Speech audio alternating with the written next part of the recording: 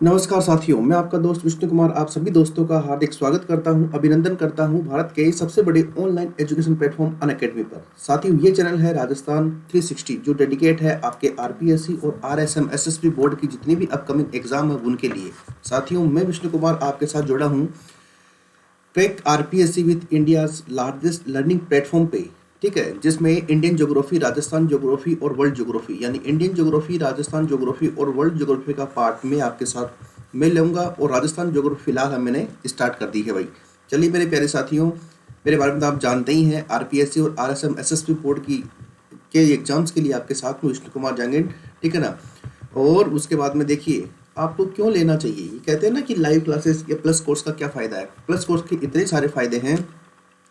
देखो सीधी सी बात है, जब अगर हमारा जो कोर्सेज चल रहा है और अगर हम जो है बच्चों की सुविधा के लिए यूट्यूब के ऊपर इतने क्लासेस ली जा रही है, तो वो किस लिए ली जा रही है? वो इसलिए ली जा रही है कि आइए और देखिए कि हाँ, आप विश्वास कीजिए कि ऑफलाइन और ऑनलाइन के अंदर ज़्यादा फर्क नहीं होता है और ऑनलाइन के अंदर मैटर आपको ज़्यादा मिलता है और समझाने की जो एक जो ड्यूरेशन है उसके अंदर कोई लिमिटेशन नहीं होती है। इसलिए यहाँ पर लोग ज़्यादा प्रेफर करना चाहते हैं। ठीक है, हम भी बेहतर तरीके से आपको दे सकते हैं जितना हमारे पास में होता है, तो इसके लिए ऑनलाइन प्लेटफॉर्म बेस्ट है। और साथ ही ये भारत का लार्जेस्ट प्लेटफॉर्म है, तो इसका एक बार पुनः आप सभी दोस्तों का हार्दिक स्वागत है। क्यों डेली लाइव क्लासेस लीजिए, स्ट्रक्चर कोर्स आप लीजिए, लाइव टेस्ट लीजिए, क्विजेज में आप जो है भाग लीजिए, अनलिमिटेड एक्सेस कीजिए। इसका मतलब क्या है? 7/24 यानी 24 घंटे 7 दिन दम चाहिए आप में, कितना एक्सेस कर सकते हो आप। मेन बात ये है, यहाँ पूरा दम है, आपका दम कितना है। क्यों? क्योंकि 24/7 आप एक्सेस कर पाते हैं या नहीं कर पाते, ये आपकी कलाकारी है। ठीक है, क्योंकि यहाँ पर एक बार प्लस कोर्स लेने के बाद में आपको मिलती है एजुकेटर की चॉइस, यानी इतने सारे एजुकेटर आपके हिंदुस्तान के टॉप मोस्ट एजुकेटर आपके इस प्लेटफॉर्म पे हैं। आप जिससे चाहें उससे पढ़िए। ठीक है, और एक बार पढ़ के देखिए। और मैं तो ये कहता हूँ, पढ़िए उससे जिसने खुद ने पास किया हो। ठीक है, उससे नहीं जिसने कभी एग्जाम ही नहीं दिया। ध्यान रखिए इसका, ये बहुत ज़्यादा इंपॉर्टेंट है। क्यों? भगवान श्री कृष्ण कहा करते थे, क्या कहा करते थे कि आप ये ध्यान रखिए कि आपको राय कौन दे रहा है। अगर श्री कृष्ण राय दे रहा है इसका मतलब बढ़िया, इसके अलावा कोई राय दे रहा है इसका मतलब आप भी समझ जाइए क्या दिक्कत हो सकती है। चलिए मेरे प्यारे साथियों, शुरू करते हैं। विष्णु 1 मेरा रेफरल कोड है। ठीक है, अगर आप इससे कोर्स लेंगे तो आपका कोर्स 24 मंथ्स के लिए केवल और केवल कितना, 315 रुपीज़ यानी केवल 315 रुपये का आएगा। ठीक है, और मैं गारंटी लेता हूँ एक बार कोर्स लेने के बाद, ठीक है, कोई भी दिक्कत हो तो मैं आपके साथ हूँ, इसके अंदर कोई दो राय नहीं है साथियों। ठीक है, चलिए मेरे प्यारे साथियों, विष्णु 1 मेरा रेफरल कोड है। आ जाइए, हम शुरू करते हैं हमारे राजस्थान की ज्योग्राफी का पार्ट। इसका लगभग 6 आवर्स क्लासेस कंप्लीट हो गया है। आज उसके आगे जो है कुछ इंपॉर्टेंट बातें करते हैं और राजस्थान का जो सामान्य परिचय वाला टॉपिक है उसको क्या करते हैं, कंप्लीट करते हैं। चलिए मेरे प्यारे साथियों, स्वागत है एक बार पूरे जोश के साथ आपका। देखो हम पहले करेंगे रिवीजन, क्योंकि मेरी क्लास की आदत है कि सबसे पहला क्या करना है, रिवीजन करवाना है। ठीक है, यहाँ पर मैं टेस्ट लेके टाइम पास नहीं कर रहा हूँ, केवल टेस्ट होया और टाइम पास हुआ, ऐसा नहीं है। बिल्कुल क्या है, आपको प्रॉपर स्टडी करवाना है। क्वेश्चन आएंगे, गारंटी है, जो टॉपिक पढ़ा दिया उससे बाहर क्वेश्चन नहीं आएगा। 80 से 90% गारंटी, ध्यान रखना इस बात का। ठीक है, तो देखो सबसे पहले मैं बात करता हूँ हमारी आकृति की। हमारी पृथ्वी की आकृति कैसी है? जियोड है, ना अंडाकार है, ना गोलाकार है, ना संतराकार है, ना नगीकार है, किसी प्रकार का कार नहीं है। कैसी है? जियोड। ठीक है ना। और जियोड का मतलब क्या होता है? जिसका मिडिल जो शेप होता है वो थोड़ा उभरा हुआ होता है। जो ऊपर की और नीचे की जो हिस्से होते हैं यानी नॉर्थ पोल और साउथ पोल, वो बिल्कुल क्या होते हैं, फ्लैट होते हैं, चपटे होते हैं। यही कारण है कि आपके जो इक्वेटर लाइन है यानी भूमध्य रेखा है, अगर इसका मेजरमेंट आप करोगे, ठीक है ना, पूरा, तो ये सबसे ज़्यादा लंबी आपको दिखाई देगी। और ऊपर फ्लैट यानी नॉर्थ पोल और साउथ पोल की अगर तुम बात करोगे तो ये दोनों बिल्कुल फ्लैट है। इसके ऊपर जो डॉट है वो बिल्कुल डॉट के समान है, आपकी क्या, आपका अक्षांश। ठीक है, चलिए आगे बढ़ते हैं। हमारा टॉपिक चल रहा है नंबर 1, राजस्थान का सामान्य परिचय। एक एक टॉपिक करवाऊंगा बेहतर तरीके से, गारंटी के साथ। ठीक है, चलिए मेरे प्यारे साथियों, राजस्थान के भूगोल की एक बार वापस रिवीजन कर लेते हैं, हमने क्या देखा है अभी तक, क्योंकि revision, recall is very important. ठीक है ना, आपके पढ़ने से ज़्यादा आपका रिवीजन करना है, इस बात का ख्याल रखिएगा। क्यों? हम बोलते हैं ना कि हम पास नहीं होते हैं बेटा। आप जो जो फेल होता है ना, वो फेल होने के लिए पढ़ाई करता है, वो पास होने के लिए पढ़ाई नहीं करता है। ठीक है ना, क्योंकि पास होने के लिए क्या क्या करना होता है, एग्जाम करेक्ट करने के लिए आपको पूरी स्ट्रेटजी के साथ में आगे बढ़ना होता है। आपको ये भी पता होना चाहिए how to fulfill the OMR sheet, this is very important. कई बार दो आते हुए क्वेश्चन ओएमआर सीट में गलत भर देते हैं, क्या कर लोगे आप? ठीक है, इसलिए हर प्रकार की चीज़ों का एक रणनीति बनाकर एग्जाम सेंटर में जाना है। इस और उस सबसे पहले सबसे बड़ा और सबसे मोटा काम क्या है, रिवीजन करना, जो मैं आपको करवा रहा हूँ। ठीक है, यानी राजस्थान ज्योग्राफी का और इंडियन ज्योग्राफी का टेंशन मेरा है। 80% क्वेश्चन पेपर में मिलेंगे, चाहे कोई सा पेपर हो राजस्थान का, ठीक है।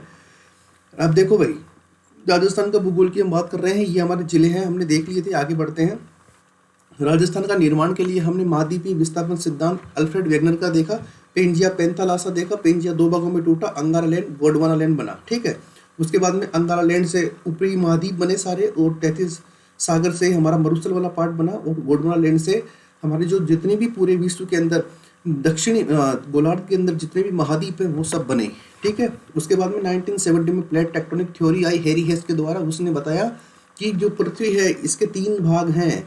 एक तो ऊपर भूपर्पटी है, उसके बाद मेंटल है, उसके बाद में कोर है। और जो मेंटल है divided between the 2 parts, upper mantle lower mental. और जो अपर मेंटल है उसके अंदर लिक्विड फॉर्म में है, इसलिए जितने भी आपकी प्लेट्स है, यानी आपकी धरती का जितना भी स्थल भाग है वो उस प्लेट्स के ऊपर टिका हुआ है, और वो क्या करता है, मूव करता है। और ये मूव पहले भी करता था, आज भी करता है, आगे भी करता रहेगा। चलिए आगे बढ़ते हैं। इसी तरीके से हमने देखा कि राजस्थान का निर्माण किससे हुआ। G stand for Gondwana land, T stand for 33C। Gondwana land के 2 भाग है, अरावली और हाड़ौती का पटा। 33 सागर के 2 भाग है, मरुस्थल और उत्तर पूर्वी मैदान। सबसे पुराना भाग कौन सा है, अरावली। और सबसे नवीनतम भाग कौन सा है, उत्तर पूर्वी मैदान।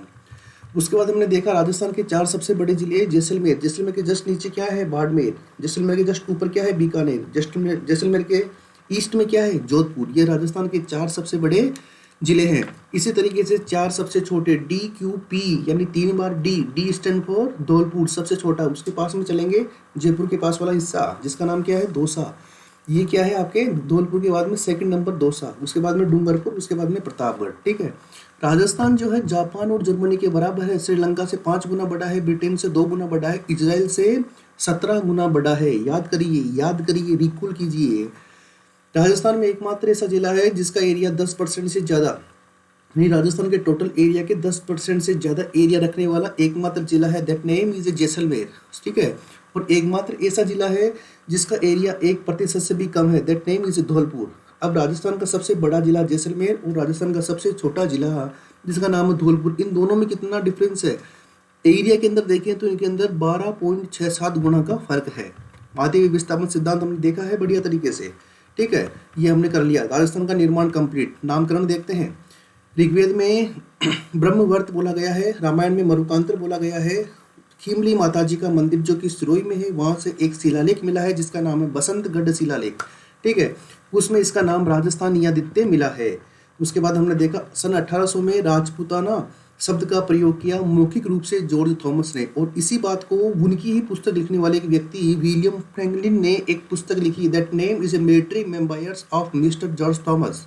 कब लिखी, 1805 में लिखी, ठीक है। कहाँ का था, ब्रिटेन का था।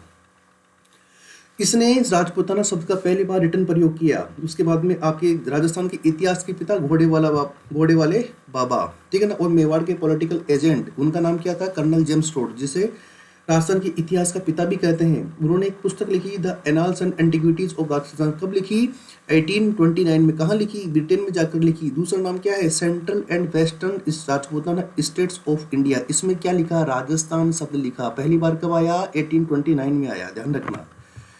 कर्नल जेम्स टोड कहाँ पर पॉलिटिकल एजेंट बन के आए थे, उदयपुर में। कहाँ के थे, ब्रिटेन के थे। कब आए थे, 1817-18 में। कितने वर्ष रहे, 5 वर्ष रहे। क्या किया, अपने पूरा का पूरा जो इतिहास की बातें थी, चीज़ें थी, उनको लेके कहाँ चले गए, ब्रिटेन। और फिर पुस्तक लिख दी जिसका नाम क्या था, हमारे annals and antiquities of Rajasthan. इसलिए इनका नाम बड़े सम्मान से लिया जाता है। इन्हें क्या बोलते हैं, घोड़े वाले बाबा। एक गांव था जिसका नाम क्या था, बोरसवाड़ा। कहाँ पर था, अजमेर के पास में था। वहाँ पर एक क्या बनवाया, किला। कौन सा किला, टॉडगढ़। किसने बनवाया, भीम सिंह ने। भीम सिंह कहाँ के थे, मेवाड़ के, ठीक है। और इसीलिए उसे क्या बोला, टॉडगढ़। और टॉडगढ़ अभी कहाँ पर है, एक अभयारण्य है। कहाँ पर है, राजसमंद और पाली के बीच में। किसका भाग है, अजमेर का भाग है। क्यों भाग है अजमेर का, क्योंकि अजमेर एक खंडित जिला है। दूसरा खंडित जिला कौन सा है, चित्तौड़गढ़ है, जिसका दूसरा टूटा हुआ भाग क्या है, भैंसोड़गढ़। याद रखिए, भूलने का नहीं। उसके बाद देखिए मार्च 1948 के अंदर इसका नाम राजस्थान संघ कर दिया, यानी नाम क्या कि राजस्थान आ गया है, ठीक है। 30 मार्च को राजस्थान दिवस मनाते हैं। 26 जनवरी 1950 को इसका नाम राजस्थान कर दिया, किसमें, संविधान में। और संविधान 26 नवंबर 1949 को क्या हुआ था, इस दिन ये बनके तैयार हो गया था, यानी रेडी हो गया था। हमने अडॉप्ट कब किया, हमने अडॉप्ट कर लिया था, ठीक है ना। और अप्लाई कब किया, यानी लागू कब हुआ, 26 जनवरी 1950 को लागू हुआ, ठीक है। 7 चरणों में एकीकरण हुआ था। 7वां चरण 1 नवंबर 1956 का था। इस दिन हमने राज प्रमुख, उपराज प्रमुख, महाराज प्रमुख सभी को क्या कर दिया, डिस्ट्रॉय कर दिया और एक पोस्ट क्रिएट कर दी, that name is a governor, यानी प्रत्येक राज्य का एक गवर्नर होगा। आर्टिकल 53, ठीक है ना, याद रखिए। और पहले गवर्नर कौन बने, गुरमुख निहाल सिंह। आकृति कैसी है, विषम कोणीय चतुर्भुजाकार आकृति है, पतंगाकार, पतंग के समान है। किसने बताया, TH हैंडलर ने बताया। कितना एरिया है, 3,42,239 वर्ग किलोमीटर का एरिया है, जो कि भारत का कितना परसेंट है, भारत के कुल एरिया का 10.41% है। विश्व के कुल एरिया का कितना है, 0.25% है, ठीक है। और भारत का जो एरिया है ये पूरे विश्व के एरिया कितना परसेंट है, 2.41% है। RS प्री में प्रश्न आया हुआ है, ध्यान रखिएगा। राजस्थान एरिया के हिसाब से फर्स्ट रैंक पे कब आया था, 1 नवंबर 2000 को, जब 3 राज्य नए बने थे। क्या नाम था, 6 बजी ऊर्जा, यानी छत्तीसगढ़, उत्तराखंड और झारखंड, ठीक है। ये कहाँ से बने थे देख लीजिएगा। कितने स्टेट है वर्तमान में, 28, पहले कितने थे, 29। किसको कर दिया डिस्ट्रॉय, जम्मू कश्मीर को। कब किया, 5 अगस्त 2019 को, ठीक है। राजस्थान है कहाँ पे, अकॉर्डिंग टू लैटिट्यूड उत्तरी गोलार्ध यानी नॉर्दर्न हेमिस्फीयर में है, according to longitude eastern hemisphere में है, on the globe north east hemisphere में है, भारत के अंदर नॉर्थ वेस्ट यानी उत्तर पश्चिम भाग में है, और एशिया के अंदर दक्षिणी एशिया में है, ठीक है। ये बात हमने देख ली है। अक्षांश और देशांतर काल्पनिक रेखाएं हैं, ब्रिटेन ने 1884 के अंदर डिसाइड किया था। आप इसको पृथ्वी के ऊपर नहीं देख सकते, कहाँ पर देख सकते हो, ग्लोब पे देख सकते हो। इक्वेटर लाइन क्या है, एक ऐसा अक्षांश है जो पृथ्वी को 2 बराबर भागों में बांटता है। ऊपर वाला भाग क्या कहलाता है, नॉर्दर्न हेमिस्फीयर, नीचे वाला भाग क्या कहलाता है, दक्षिणी गोलार्ध, ठीक है। कर्क रेखा आपके राजस्थान से जाती है और आपके भारत के मध्य से गुजरती है, ठीक है। और इन्हें अक्षांश को क्या बोलते हैं, समानांतर रेखा बोलते हैं। इसके बीच के भाग को कटिबंध बोलते हैं। कुल अक्षांश 181 है, कुल अक्षांश रेखाएं 179 है, ठीक है। देशांतर, प्रत्येक देशांतर पृथ्वी को 2 बराबर भागों में बांटता है। 0 डिग्री जो देशांतर है वो आपके ग्रीनविच लंदन से गुजरता है, प्राइम मेरिडियन कहते हैं। इसके पूर्व वाला भाग पूर्वी गोलार्ध, पश्चिम वाला भाग पश्चिमी गोलार्ध कहलाता है। राजस्थान का अक्षांश कितना है, 23 डिग्री 3 मिनट से 30 डिग्री 12 मिनट उत्तरी अक्षांश, ठीक है। और विस्तार कितना है, 7 डिग्री 9 मिनट का विस्तार है। देशांतर कितना है, 69.5 यानी 69 डिग्री 30 मिनट पूर्वी देशांतर ईस्टर्न लॉन्गिट्यूड से शुरू होता है और 78 डिग्री 70 मिनट ईस्टर्न लॉन्गिट्यूड पर पूरा होता है। यानी विस्तार कितना हुआ, 8 डिग्री 47 मिनट का हुआ, ठीक है। कहाँ से शुरू होता है, बोरकुंडा, कहाँ पर है ये, कुशलगढ़ तहसील बांसवाड़ा में। कहाँ तक जाता है, कोणा गांव, कहाँ पर है, श्रीगंगानगर। और कहाँ से देशांतर शुरू होता है आपका, कटरा गांव। कटरा गांव कहाँ पर है, सम तहसील में। सम तहसील कहाँ पर है, जैसलमेर में। कटरा एक आप जम्मू कश्मीर जाते हो ना वैष्णो देवी माता के, तो वहाँ पर भी कटरा है। एक कटरा आपके जैसलमेर में है, ठीक है। जैसलमेर की भी वैष्णो देवी है, तनोट माता, ठीक है। और पश्चिम के अंदर कहाँ पर, सिलोन गांव, कहाँ पर, राजखेड़ा तहसील में। कहाँ पर, धौलपुर में। चलिए मेरे प्यारे साथियों, हिंदुस्तान का कितना है, 8 डिग्री 4 मिनट उत्तरी अक्षांश से शुरू होकर 37 डिग्री 6 मिनट नॉर्दर्न लैटिट्यूड तक फैला हुआ है। कितना लंबाई है, 3214 किलोमीटर, ठीक है। देशांतर कितना है, 68 डिग्री 7 मिनट से 97 डिग्री 25 मिनट इसका क्या है, देशांतर है। कितना लंबाई है, 2933। देखिए अक्षांशीय विस्तार और देशांतरी विस्तार ये दोनों लगभग इक्वल है, समान है, लेकिन फिर भी डिफरेंस क्यों है, क्योंकि भारत कहाँ पर है, कर्क रेखा पर है। और हमारे पृथ्वी की आकृति जियोड होने के कारण 2 देशांतर के बीच में सबसे ज़्यादा मैक्सिमम डिस्टेंस कहाँ पे होती है, विषुवत रेखा पर। भारत कहाँ पर है, कर्क रेखा पर, यानी दोनों की दूरी कम हो गई है। इसीलिए अक्षांशीय विस्तार और देशांतरी विस्तार बराबर होते हुए भी अक्षांशीय लंबाई ज़्यादा है और देशांतरी चौड़ाई कम है, ठीक है। उसके बाद में हमने देखा पृथ्वी में 2 गतियां होती है, दैनिक गति और वार्षिक गति। दैनिक गति एक्स पर घूमती है, वार्षिक गति सूर्य के चारों तरफ चक्कर लगाती है। दैनिक गति से दिन रात बनते हैं, 24 घंटे में दिन रात बनते हैं। वार्षिक गति इससे ऋतुओं का निर्माण होता है, 365 दिन के अंदर चक्कर लगाती है। अब आप जानते हो 360 डिग्री देशांतर होते हैं आपके पृथ्वी पर, जिसको 24 घंटे में कवर करती है। तो 1 घंटे में कितना कवर करेगी, 360/24 यानी 15 देशांतर। 1 घंटे में कितने मिनट होते हैं, 60 मिनट होते हैं। 60 मिनट के अंदर 15 देशांतर क्रॉस करती है। तो बताइए 4 मिनट में 1 देशांतर क्रॉस हुआ कि नहीं हुआ, हुआ।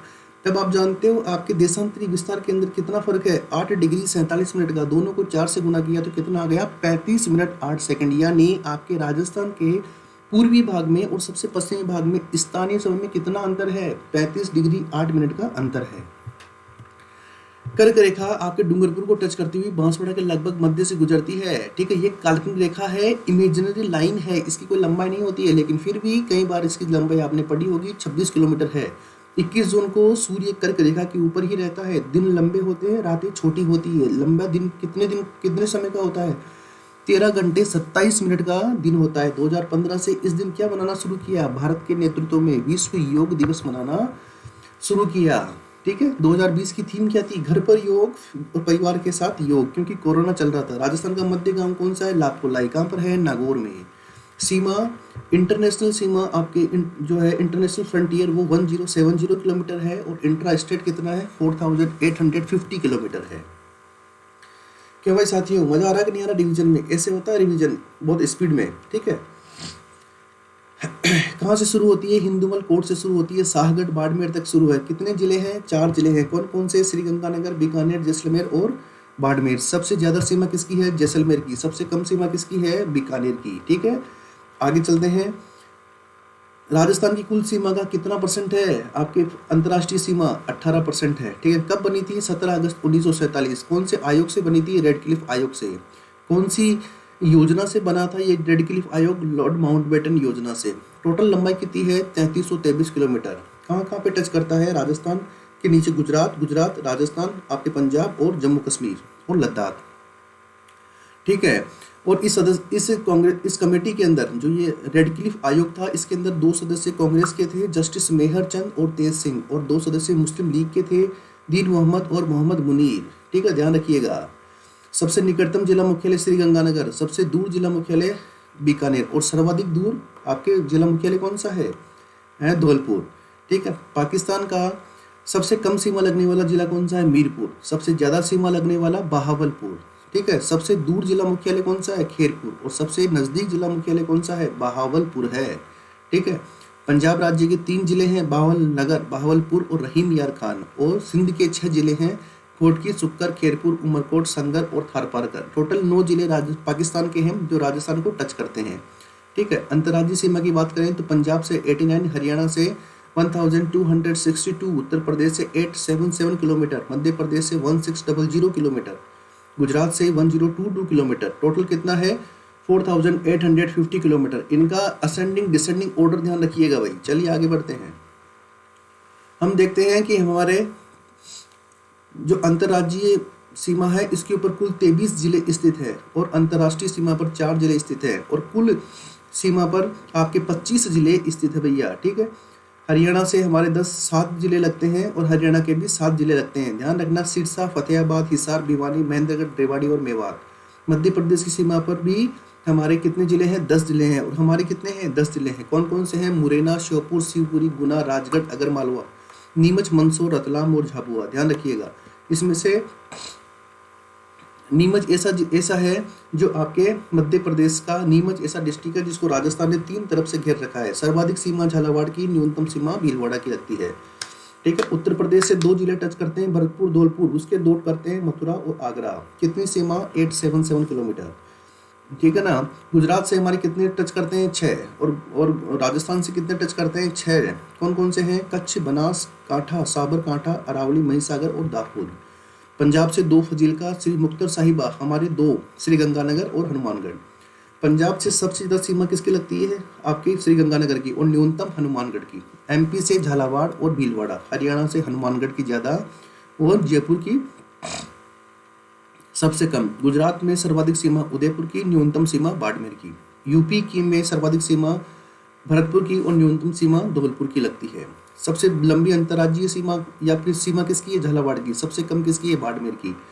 4 जिले ऐसे हैं जो 2-2 राज्यों से सीमा बनाते हैं। कौन कौन से? हनुमानगढ़ पंजाब हरियाणा से, भरतपुर हरियाणा उत्तर प्रदेश से, धौलपुर उत्तर प्रदेश और मध्य प्रदेश से, बांसवाड़ा मध्य प्रदेश गुजरात से। ठीक है, 2 जिले ऐसे हैं जो आपके अंतर्राज्यीय और अंतर्राष्ट्रीय सीमा बनाते हैं, यानी पाकिस्तान को भी टच करते हैं और पंजाब को भी टच करता है श्रीगंगानगर, पाकिस्तान को भी टच करता है, गुजरात को भी टच करता है बाड़मेर।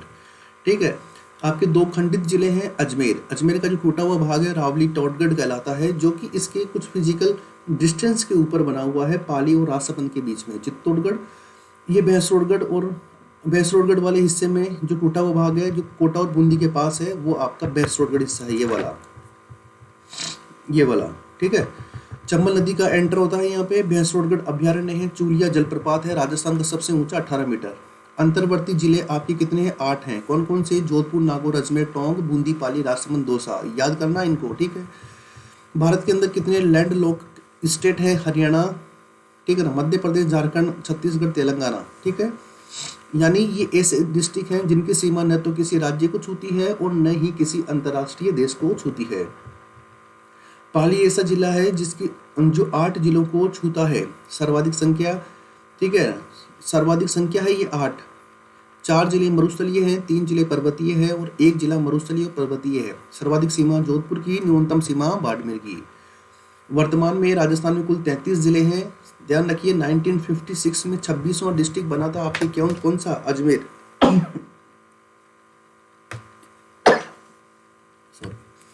धौलपुर बना आपके 1982 में 27वां, दोबारा दौसा 12 और राजसमंद 1991 में 28, 29, 30वां और आपके हनुमानगढ़ बना 1994 में 31वां, करौली 1997 में 32वां, प्रतापगढ़ 2008 में 33वां जिला बना भैया। ध्यान रखिएगा इस बात को।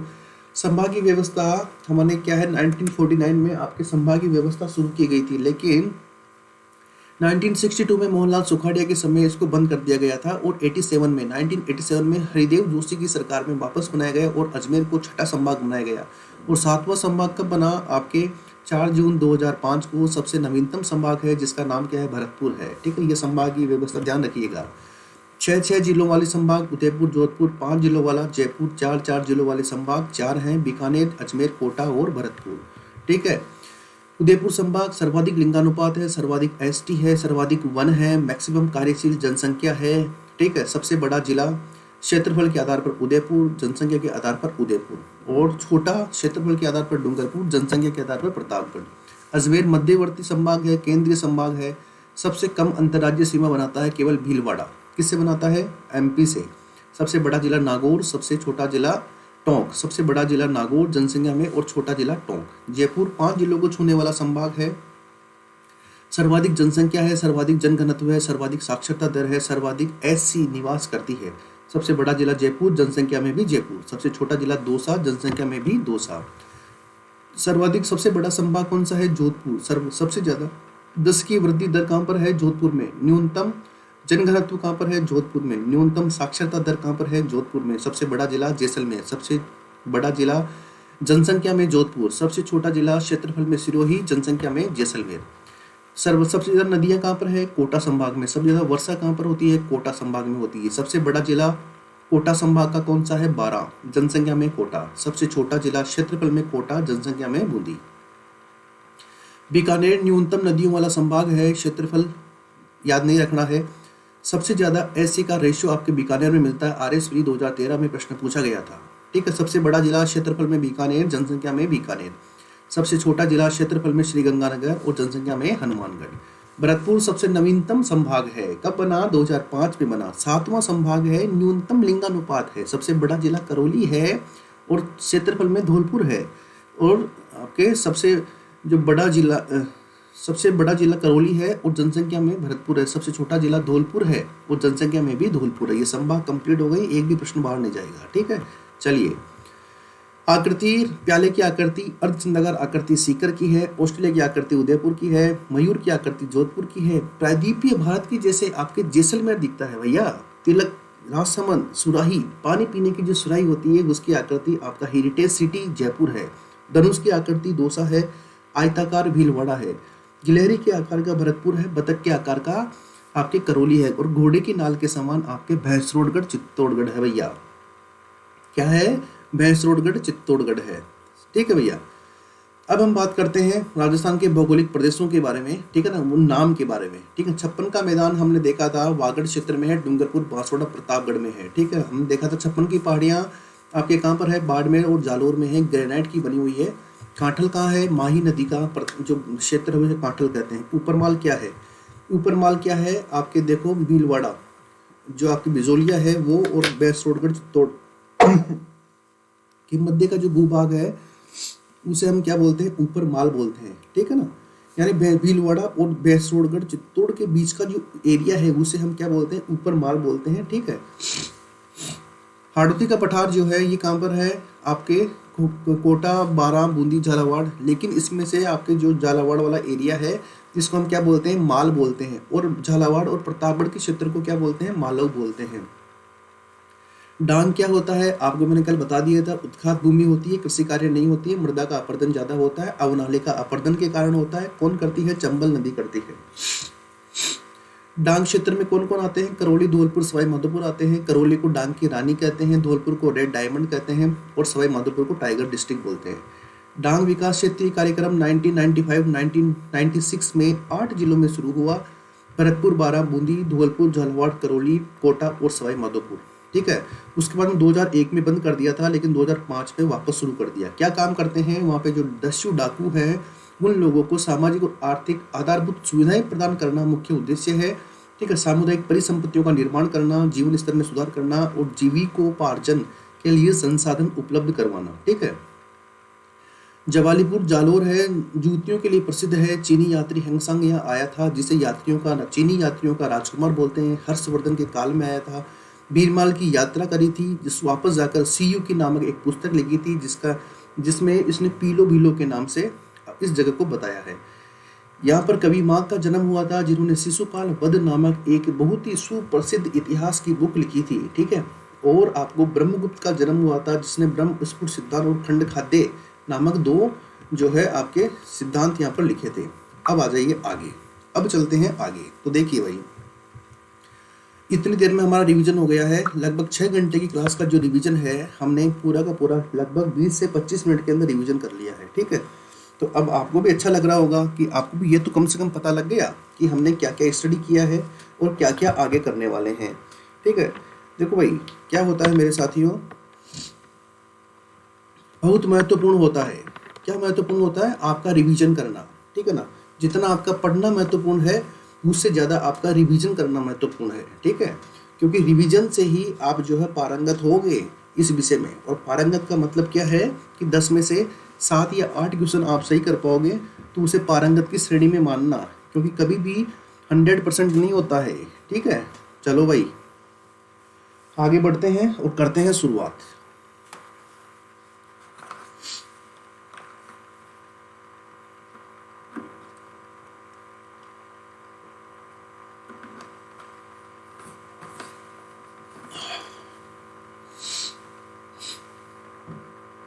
देखो भाई,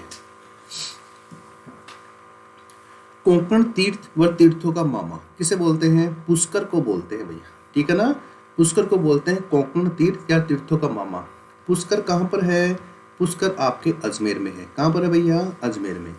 ठीक है। और अजमेर को क्या बोलते हैं, अजमेर को बोलते हैं आप राजस्थान का हृदय। क्या बोलते हैं, राजस्थान का हृदय, यानी हार्ट ऑफ राजस्थान, राजस्थान का हृदय। ठीक है। और क्या बोलते हैं, और इसे बोलते हैं आप भारत का मक्का मदीना। क्या बोलते हैं भैया, भारत का मक्का मदीना। ठीक है। ये भी किसे बोलते हैं आप, पुष्कर को बोलते हैं। पुष्कर जो झील है, आप जानते हो पुष्कर में क्या है, एक झील है। ठीक है ना। और वो जो झील है वो प्राकृतिक रूप से बनी हुई झील है। ध्यान रखना, ये बनाई नहीं गई है, प्राकृतिक रूप से बनी हुई झील है आपके पुष्कर। ठीक है। इसके अलावा जो पुष्कर झील है, वहाँ पर क्या है, विश्व प्रसिद्ध आपके ब्रह्मा जी का मंदिर है। ठीक है ना। विश्व प्रसिद्ध क्या है, ब्रह्मा जी का मंदिर है। और यहाँ पर आपको पता है कार्तिक पूर्णिमा को यहाँ पर मेला लगता है। ठीक है ना।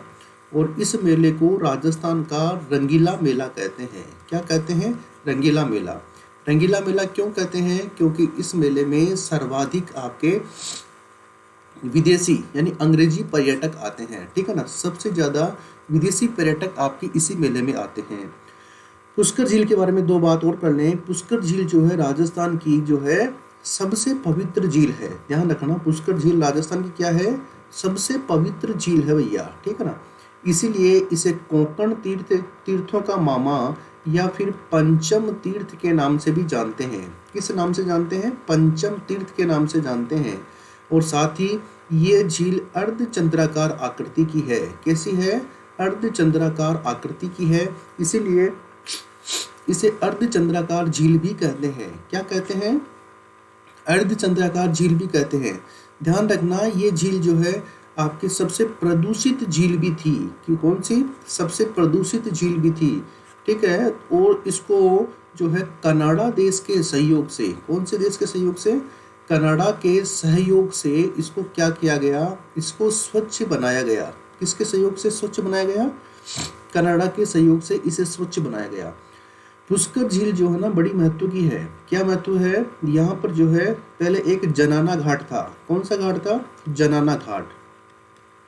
1911 के अंदर यहाँ पर मैडम मेरी आई थी। कौन आई थी, मैडम मेरी, इसलिए उस घाट को क्या बोला, जनाना घाट। बाद में इसी घाट का नाम बदलकर क्या कर दिया, हमारे गांधी घाट कर दिया। क्या कर दिया भाई, गांधी घाट कर दिया इस जनाना घाट का नाम, ठीक है ना। और यहाँ पर क्या है, मंदिर बहुत सारे हैं, ठीक है ना, इसलिए इसे देवनगरी के नाम से भी जानते हैं। किस नाम से जानते हैं, देवनगरी के नाम से भी जानते हैं।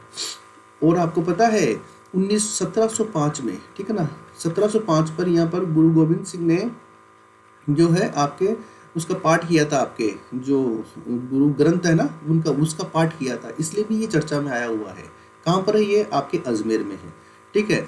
तो कोंकण तीर्थ बोल लो, तीर्थों का मामा बोल लो, या फिर आप जो है पंचम तीर्थ बोल लो, या अर्धचंद्राकार तीर्थ बोल लो, एक ही बात है, ये पुष्कर की बात हुई। अब देखो दूसरा, देखो श्रीपंथ। श्रीपंथ क्या है, बयाना का नाम है, ठीक है ना। श्रीपंथ क्या है, बयाना का नाम है। और बयाना कहाँ पर है, आपके भरतपुर में है। कहाँ पर है, भरतपुर में। इसका नाम क्या है, श्रीपंथ। सत्यपुर नाम है आपके सांचौर का। किसका नाम है भाई, सांचौर का। सांचौर का क्या नाम है, सत्यपुर। अब ये जो सत्यपुर है, इससे पहले क्या बोलते थे, मतलब अभी क्या बोलते हैं, सांचौर बोलते हैं। और सांचौर कहाँ पर है, आपको पता है ये जालोर में है। और इसे क्या बोलते हैं, इसे राजस्थान का पंजाब बोलते हैं भैया। क्या बोलते हैं, राजस्थान का पंजाब, ठीक है ना। और सांचौर में जो ज़्यादातर आपके उपज होती है वो किसकी होती है, ईसबगोल की होती है। किसकी होती है, ईसबगोल की होती है, ठीक है ना, ध्यान रखना इस बात का। आगे चलते हैं, उपकेशपट्टनम। उपकेशपट्टनम जो है ये कहाँ पर है, ओसियां, यानी ओसियां कहाँ पर है, जोधपुर में। यानी जो जोधपुर का ओसियां था, उस ओसियां को पहले किस नाम से जानते थे, उपकेशपट्टनम के नाम से जानते थे, ठीक है। उसके बाद चलते हैं भटनेर। भटनेर कहाँ पर है, आपके हनुमानगढ़ में। यानी हनुमानगढ़ का जो पुराना नाम है वो क्या है, भटनेर। और आपको मैं बता दूं, यही किला है, यही दुर्ग है जिसने जो है आपके तुर्की आक्रमणों का सबसे ज़्यादा सामना किया है। क्योंकि जो भी आता था इसी मार्ग से आपके भारत आता था और यहीं पर सबसे पहले अटैक करता था, ठीक है। ये है आपके भटनेर। और भटनेर कहाँ पर है, भरत आपके हनुमानगढ़ में है। उसके बाद में देखिए हनुमानगढ़ के पास में ही एक जो है आपके हनुमानगढ़ है। तो हनुमान जी जहाँ रहते हैं वहीं पर राम जी रहते हैं, या यूँ मान लो कि जहाँ राम जी रहते हैं वहीं पर हनुमान जी रहते हैं। तो आपके हनुमानगढ़ और श्री गंगानगर दोनों पास पास में हैं। तो हनुमानगढ़ का नाम भटनेर हुआ, तो श्री गंगानगर का नाम क्या होगा, रामनगर होगा। क्या होगा भैया, रामनगर, ठीक है। इसके अलावा देखो कोठी, एक लाल कोठी तो आपके जयपुर में है, और ये जो दूसरी कोठी है ये कोठी कहाँ पर है, आपके धौलपुर में। यानी धौलपुर को किस नाम से जानते हैं, कोठी के नाम से जानते हैं। किस नाम से जानते हैं भैया, कोठी के नाम से जानते हैं। धौलपुर को किस नाम से जानते हैं, कोठी के नाम से जानते हैं। ध्यान रखिएगा, एग्जाम पॉइंट ऑफ व्यू से बहुत ज़्यादा महत्वपूर्ण है, कहीं भी पूछा जा सकता है। आगे चलते हैं, मांड। भाई साथियों देखो बात ऐसी है, ये आपका क्या है, लगभग ऐसा कुछ राजस्थान है आपका, ठीक है। आपका ये जो जैसलमेर वाला एरिया है, इस जैसलमेर और बीकानेर वाले एरिया को क्या बोलते हैं, मांड बोलते हैं भैया, ठीक है, मांड बोलते हैं। और इसका जो ये सबसे पूर्वी भाग है जिसको हम क्या बोलते हैं, कोठी बोलते हैं भैया। क्या बोलते हैं, कोठी। और कोठी किसका नाम है, आपके धौलपुर का नाम है भैया। किसका नाम है भाई, धौलपुर का नाम है आपके कोठी, ठीक है। और मांड किसका नाम है, आपके जैसलमेर का नाम है, ध्यान रखिएगा, ठीक है। अब देखो एक है ये नली क्षेत्र या फिर नाली क्षेत्र, नली क्षेत्र या फिर नाली क्षेत्र। ये क्या है भैया, नलीगढ़, ये आपके गंगानगर और हनुमानगढ़, ये जो दो एरिया है, यानी ये वाला जो दो एरिया है आपके गंगानगर और हनुमानगढ़, इस वाले एरिया में आप जानते हो कालका पहाड़ी से एक नदी निकलती है। वो नदी आपके हनुमानगढ़ के टिब्बी में प्रवेश करती है, हनुमानगढ़ में बहती है। अगर ज़्यादा पानी आ जाता है तो श्री गंगानगर में बहती है। अगर और ज़्यादा पानी आ जाता है तो पाकिस्तान के आपके फोर्ट अब्बास तक जाती है, ठीक है। कालका की पहाड़ियों से निकलती है और पाकिस्तान के फोर्ट अब्बास तक जाती है। तो ये जो नदी है, इस नदी का नाम क्या है, घग्गर नदी है भैया। क्या नाम है, घग्गर नदी। और जो नाली क्षेत्र है, अब चूंकि गग्गर नदी को किस नाम से जानते हैं, नाली नदी के नाम से भी जानते हैं। क्यों? क्योंकि गग्गर नदी बहती ही नहीं है, और कई कई बार बहती है तो बिल्कुल छोटे से पार्ट में बहती है, छोटी सी चौड़ाई में बहती है, ठीक है। इसीलिए इसे नाली नदी के नाम से जानते हैं। जब इसे नाली नदी के नाम से जानेंगे तो ये नदी कहाँ बहती है, ये नदी आपके श्री गंगानगर यानी रामनगर और हनुमानगढ़ यानी बटनेर में बहती है। इसलिए इन दोनों के क्षेत्र को भी किस नाम से जानते हैं, हम नाली क्षेत्र के नाम से जानते हैं। अब समझ गए होंगे कि नाली क्षेत्र के नाम से क्यों जानते हैं। आगे चलते हैं। आगे गोडवाड़ा। गोडवाड़ा कहाँ पर है भाई? देखो, ये आपका क्या है, ये आपका रंगीला राजस्थान है, ठीक है। और आप जानते हो ये जो पाली वाला एरिया है, ये जालोर वाला एरिया है, और ये सिरोही वाला एरिया है। इस क्षेत्र को किस नाम से जानते हैं? इस क्षेत्र को गोडवाड़ा के नाम से जानते हैं। किस नाम से? गोडवाड़ा के नाम से जानते हैं। गोडवाड़ा क्षेत्र क्यों कहते हैं, इसका भी कारण है। गोडवाड़ा क्षेत्र इसलिए कहते हैं क्योंकि यहाँ पर गोडवाड़ी भाषा बोली जाती है। कौन सी भाषा बोली जाती है? गोडवाड़ी भाषा बोली जाती है भैया, इसीलिए इसे क्या बोलते हैं, हम गोडवाड़ा बोलते हैं, ठीक है। गोडवाड़ा क्षेत्र में है और गोडवाड़ी भाषा बोली जाती है, इसलिए इसे हम गोडवाड़ी भाषा कहते हैं। जो आपके विग्रहराज चतुर्थ थे, ठीक है ना, उनका एक दरबारी कवि था नरपति नाल है, उसने बीसल देव रासो नामक एक पुस्तक लिखी थी, वो आपके गोडवाड़ी भाषा के अंदर ही लिखित में, मतलब इसी भाषा के अंदर लिखी गई थी, ठीक है। तो गोडवाड़ा का मतलब क्या होता है? पाली, जालोर और सिरोही, ठीक है। आप यूं भी कह सकते हो, ये जो गोडवाड़ा क्षेत्र है ये लूनी नदी का प्रवाह क्षेत्र है। कौन सी नदी का? लूनी नदी का प्रवाह क्षेत्र है भैया, ठीक है ना, क्योंकि अंतिम रूप से लूनी नदी यहीं पर बहती है, इसीलिए इसको गोडवाड़ा भी कहते हैं। आगे चलते हैं। मालानी क्षेत्र। देखो भाई, मालानी क्या है? मालानी, ठीक है ना, मालानी क्षेत्र जो है ये आपके एक राठौड़ वंशीय शासक थे, उनकी राजधानी थी मालानी क्षेत्र, उसकी इसीलिए उसे मालानी क्षेत्र कहा जाता है। और ये कहाँ पर है? बालोतरा में है। और बालोतरा मुख्य रूप से कहाँ पर है? आपके गुढ़ा मलानी के पास में है, यानी ये है कहाँ पर? ये आपके बाड़मेर में है भैया। कहाँ पर है? बाड़मेर में। तो देखो, ये वाला जो एरिया है ये एरिया आपका बाड़मेर है, और इस एरिया में आपके क्या है? गुढ़ा मलानी या फिर जो है बालोतरा यहाँ का प्रसिद्ध है। इसका पुराना नाम ये। मालानी क्षेत्र के क्या मिलते हैं? मालानी क्षेत्र के घोड़े बड़े प्रसिद्ध है भैया, ठीक है ना, मालानी नस्ल के घोड़े बहुत प्रसिद्ध है, ध्यान रखिएगा इस बात का, ठीक है। और बालोतरा ऐसी जगह है जहाँ पर लूनी नदी इसके पहले तक मीठी होती है, उसके बाद में लूनी नदी का पानी कैसा हो जाता है? खारा हो जाता है, इसलिए लूनी नदी को खारी मीठी नदी के नाम से भी जानते हैं। तो ये हुआ आपके कुछ पुराने नाम, जिसमें से मांड जैसलमेर, नाली क्षेत्र गंगानगर हनुमानगढ़, गोडवाड़ा जालोर पाली सिरोही, और मालानी क्षेत्र बालोतरा। अब देखते हैं ताम्र नगरी और ताम्र जननी। देखो भैया, ताम्र जननी किसे बोलते हैं? गणेश्वर सभ्यता, ये कहाँ पर है? सीकर में। और ताम्र नगरी किसे बोलते हैं? आहड़ सभ्यता, जो कहाँ पर है? आपके उदयपुर में है। तो एक बार चलते हैं राजस्थान के मैप पर। तो राजस्थान के मैप पर चलेंगे तो हमें कुछ इस तरह से दिखाई देगा। देखिए भाई, बात ऐसी है, यहाँ पर क्या है? एक पहाड़ियाँ है और इन पहाड़ियों से एक नदी निकलती है और नदी थोड़ी दूर में बहकर विलुप्त हो जाती है। अब ये नदी कौन सी है ये देख लेते हैं एक बार। देखो भैया, यहाँ पर एक नदी है, यहाँ पर एक पहाड़ियाँ है जिसे आप बोलते हो खंडेला की पहाड़ियाँ। कौन सी पहाड़ियाँ बोलते हो? खंडेला की पहाड़ियाँ। और ये कहाँ पर है? ये आपके सीकर में है। और इन पहाड़ियों से एक नदी निकलती है भैया। क्या निकलती है? नदी। और ये नदी कहाँ बहती है? तो वही साथी, ये नदी जो है आपके बहती है कहाँ पर? ये वहीं पर बहती है जहाँ पर पहले बहती थी, यानी एक तो आपके सीकर डिस्ट्रिक्ट हो गया और एक आपके झुंझुनू डिस्ट्रिक्ट हो गया, ठीक है। उसके बाद में ये चूरू की सीमा पर जाकर क्या हो जाती है? विलुप्त हो जाती है। यहाँ पर ये नदी क्या हो जाती है? विलुप्त हो जाती है, ठीक है।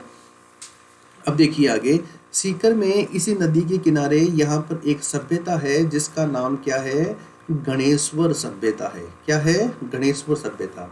और इसी नदी किनारे झुंझुनू में एक सभ्यता है जिसका नाम क्या है भैया, सुनारी सभ्यता है। क्या नाम है, सुनारी सभ्यता।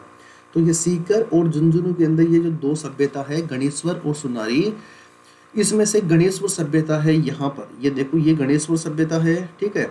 अब चूंकि ये जो कहाँ पर है, ये सीकर के अंदर है भैया, कहाँ पर है, ये सीकर में है ना, ये सीकर में है, ठीक है। और यहीं पर झुंझुनू के अंदर क्या निकलता है, खेतड़ी से तांबा निकलता है, ठीक है। तो यहाँ से बहुत सारे मात्रा में तांबे का इसने यूज किया और इसी कारण से इस वाले क्षेत्र को क्या बोले हमने, ताम्र जननी बोला। क्या बोला, इस वाले क्षेत्र को ताम्र जननी कहा।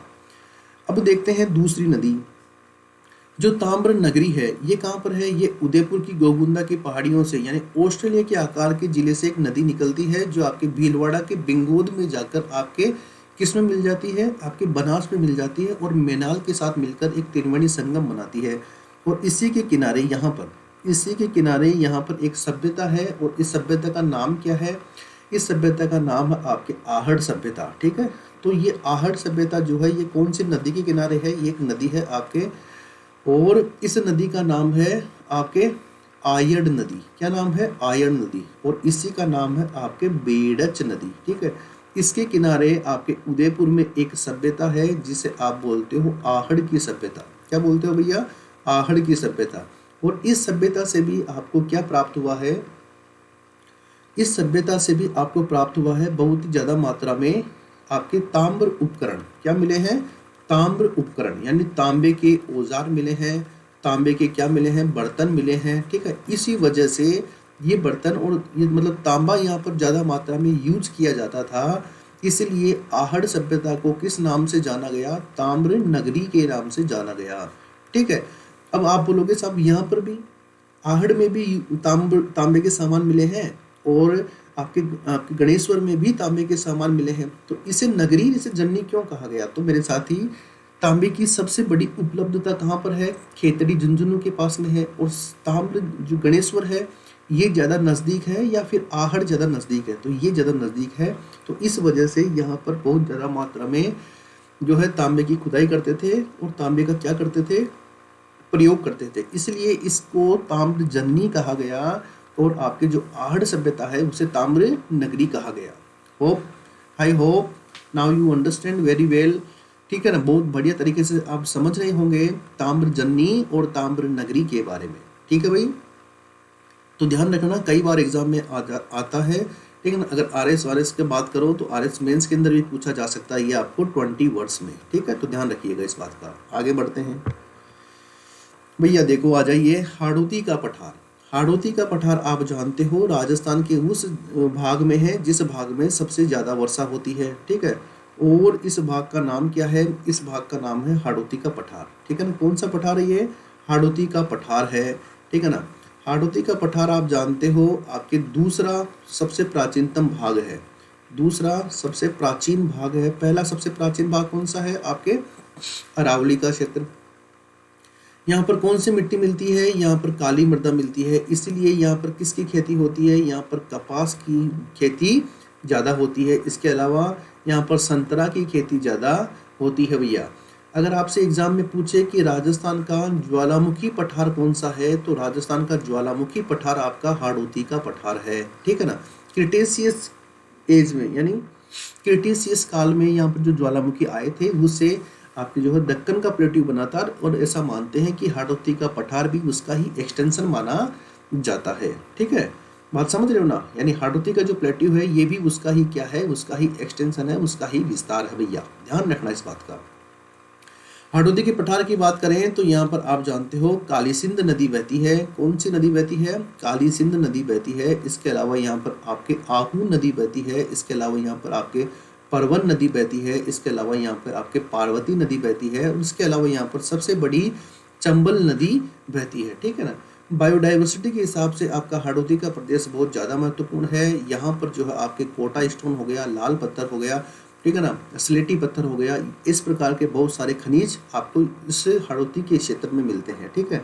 यहाँ की जो लैंग्वेज है, भाषा है, वो भी आपके हाड़ौती भाषा है, ठीक है ना। हाड़ा राजाओं की ये क्या रही है, भूमि रही है। चलिए भाई देखते हैं आगे। ये हो गया आपका हाड़ौती का प्रदेश, ठीक है, जो राजस्थान का चौथा, यानी राजस्थान का चौथा, यानी आपके क्या है, एक जो है फिजिकल डिवीजन भी है। अब देखते हैं मेवात प्रदेश। भैया मेवात प्रदेश क्या है, तो भैया देखो मेवात प्रदेश आपके ये अलवर और ये भरतपुर का हिस्सा है, ठीक है ना। किसका हिस्सा है भैया, अलवर और भरतपुर का जो ये हिस्सा है, ये ऊपर वाला उत्तरी अलवर और उत्तरी भरतपुर, इसको किस नाम से जानते हैं, इसको मेवात के नाम से जानते हैं। किस नाम से जानते हैं, मेवात के नाम से जानते हैं। मेवात के नाम से क्यों जानते हैं, क्योंकि यहाँ पर एक मेव जाति के लोग ज़्यादा रहते हैं। कौन सी जाति के लोग ज़्यादा रहते हैं भैया, मेव जाति के लोग यहाँ पर ज़्यादा रहते हैं। और ये मेव जाति के जो लोग हैं, कई बार ऐसा मानते हैं कि यहाँ पर क्या है, थोड़ा सा के जो है ये आपके जो है सांप्रदायिक डिस्प्यूट भी कई बार यहाँ पर हो जाते हैं। तो ऐसा नहीं है कि हमेशा होते हैं, कई बार वो इनकी मजबूरी भी होती है, कई बार जो है इनकी परेशानी भी होती है। उस वजह से तो सरकार ने बोला कि भैया ये तो क्या है कि इनका उत्थान होना बहुत ज़रूरी है, ठीक है ना। इसीलिए सरकार ने यहाँ पर मेवात क्षेत्रीय विकास कार्यक्रम चलाया। कौन सा कार्यक्रम चलाया, मेवात क्षेत्रीय विकास कार्यक्रम। तो देखो ये कार्यक्रम क्या कहता है, मेवात क्षेत्रीय विकास कार्यक्रम मैं आपको बता दूं, ये सबसे पहले आपके कब स्टार्ट हुआ, 1987-88 में, यानी 1987-88 में स्टार्ट हुआ। यानी पढ़ने वाले और देखने वाले दोनों से ही पहले स्टार्ट हो गया था ये, ठीक है। अब देखिए ये किस राज्य सरकार की परियोजना है या केंद्र सरकार की परियोजना है, तो ध्यान रखना ये पूर्णतः आपके राज्य सरकार की परियोजना है। किसकी परियोजना है, पूर्णतः आपके राज्य सरकार की परियोजना है।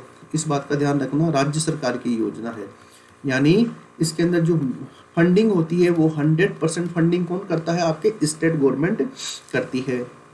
आगे देखो कौन से क्षेत्र में चल रहा है, ये आपके मेवात क्षेत्र में चल रहा है, ठीक है ना। अब मेवात क्षेत्र का आप समझ गए होंगे कि जहाँ पर मेव जाति के लोग ज़्यादा रहते हैं, और उनमें से कौन कौन है आपके, एक तो आपके अलवर वाला क्षेत्र है, ठीक है ना, और एक आपके भरतपुर वाला क्षेत्र है। ये दो क्षेत्र हैं जो आपके कहाँ पर है, मेवात में आते हैं।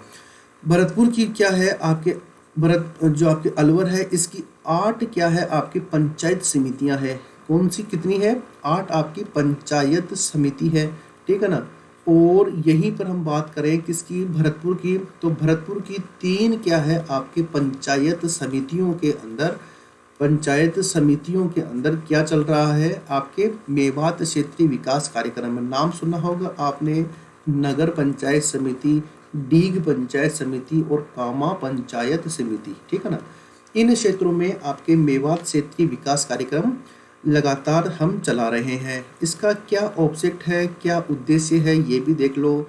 तो इसका ऑब्जेक्ट और उद्देश्य क्या हो सकता है, इस क्षेत्र की सामाजिक यानी जो सोशल एक्टिविटी, जो सोशल लाइफ है, इस क्षेत्र की जो इकोनॉमी ग्रोथ है, जो आर्थिक विकास है, और इसका जो आपके क्षेत्रीय विकास यानी जो रीजनल डेवलपमेंट है, इसको क्या करना, विकास को बढ़ावा देना। इसको क्या करना, विकास को बढ़ावा देना। ये महत्वपूर्ण बात है भैया। पहली बात तो ये हो गई, ठीक है। और दूसरी बात क्या है, दूसरी बात है यहाँ पर लोगों को स्वरोजगार या फिर रोजगार के अवसर, रोजगार यानी एम्प्लॉयमेंट, रोजगार के अवसर प्रदान करना। क्या करना भाई, रोजगार के अवसर प्रदान करना, ये यहाँ का मुख्य उद्देश्य है। और इसी क्षेत्र का, इसी को क्या बोलते हैं हम, मेवात क्षेत्रीय विकास कार्यक्रम बोलते हैं। अब मुझे उम्मीद है कि आप जो है मेवात क्षेत्रीय विकास कार्यक्रम को बहुत अच्छे तरीके से समझ गए होंगे, कोई दिक्कत नहीं है। मेवात क्षेत्रीय विकास कार्यक्रम 1987-88 से शुरू हुआ है, पूर्णतः राजस्थान सरकार की परियोजना है। अलवर की 8 पंचायत समिति और जो है आपके भरतपुर की 3 पंचायत समितियों के अंदर ये लागू है। समझ गए बात को, तो आ जाओ वापस। अब समझ गए आप मेवात क्षेत्र कहाँ पर है, अलवर भरतपुर में है, मेव जाति के लोग रहते हैं इसलिए मेवात कहते हैं। अब देखते हैं जांगल प्रदेश। जांगल प्रदेश कहाँ पर है भैया, तो बीकानेर और जोधपुर, यानी ये वाला जो हिस्सा है, ये वाला हिस्सा जो है ये बीकानेर और जोधपुर का जो हिस्सा है, इस हिस्से को क्या बोलते हैं, इस हिस्से को आप बोलते हैं जांगल प्रदेश। क्या बोलते हैं, जांगल प्रदेश। जांगल प्रदेश में क्या क्या आएगा आपका, बीकानेर पूरा आएगा और जोधपुर का कुछ भाग आएगा, यानी बीजे। अब देखो इस समय के जो शासक थे औरंगजेब के समय से ही या उसके बाद भी मुगल बादशाहों ने यहाँ के शासकों को आपके जो है जांगलधर बादशाह की उपाधि दी थी। किसकी? जांगलधर बादशाह की। ठीक है। और जांगल इसलिए बोलते हैं क्योंकि यहाँ पर जंगला मतलब जो है जंगल का हिसाब किताब थोड़ा ज़्यादा था। ठीक है। झाड़ियाँ बहुत ज़्यादा थी, इसलिए इनके यहाँ के शासक को जांगलधर बादशाह कहा गया। और ये जो जांगल प्रदेश है ये कहाँ पर? आपके बीकानेर और आपके जोधपुर वाले क्षेत्र में। ठीक है। चलिए, मेदपाट, मृदपाट या मेदपाट आपके उदयपुर को कहते हैं भैया। किसको कहते हैं? उदयपुर को कहते हैं मेदपाट या मृदपाट। तो इसका ध्यान रखिएगा कि मेदपाट के नाम से किसको जाना जाता है?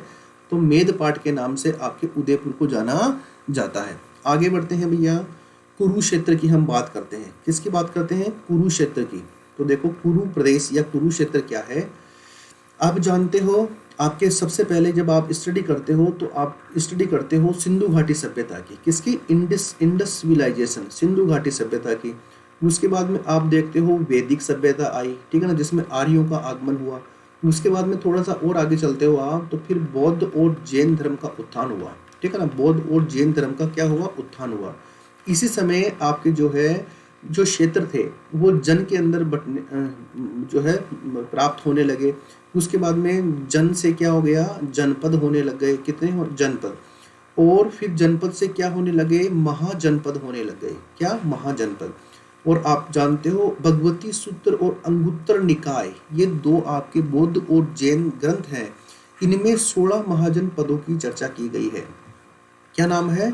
भगवती सूत्र, ठीक है ना, आप इतिहास में पढ़ते हो ये, और अंगुत्तर निकाय। ठीक है ना, भगवती सूत्र और अंगुत्तर निकाय, ये दो क्या है भैया? ये भगवती सूत्र और अंगुत्तर निकाय, ये दो आपके जो है ये दो ग्रंथ है बौद्ध और जैन से संबंधित, जिसके अंदर महाजन पदों की क्या की गई है? महाजन पदों की चर्चा की गई है, महाजन पदों का उल्लेख किया गया है। ठीक है। तो ऐसा ही एक ये महाजन पद था जिसको हम बोलते हैं कुरु प्रदेश। कुरु प्रदेश जो है ये आपके कहाँ पर था? आपके अलवर क्षेत्र में था। ठीक है ना, यानी अलवर क्षेत्र में मेवात भी था और अलवर क्षेत्र में आपके कुरु प्रदेश भी था। इस कुरु प्रदेश की राजधानी क्या थी? इंद्रप्रस्थ थी। और इस इंद्रप्रस्थ को वर्तमान में किस नाम से जानते हैं? दिल्ली के नाम से जानते हैं भैया। किस नाम से? दिल्ली के नाम से। ठीक है।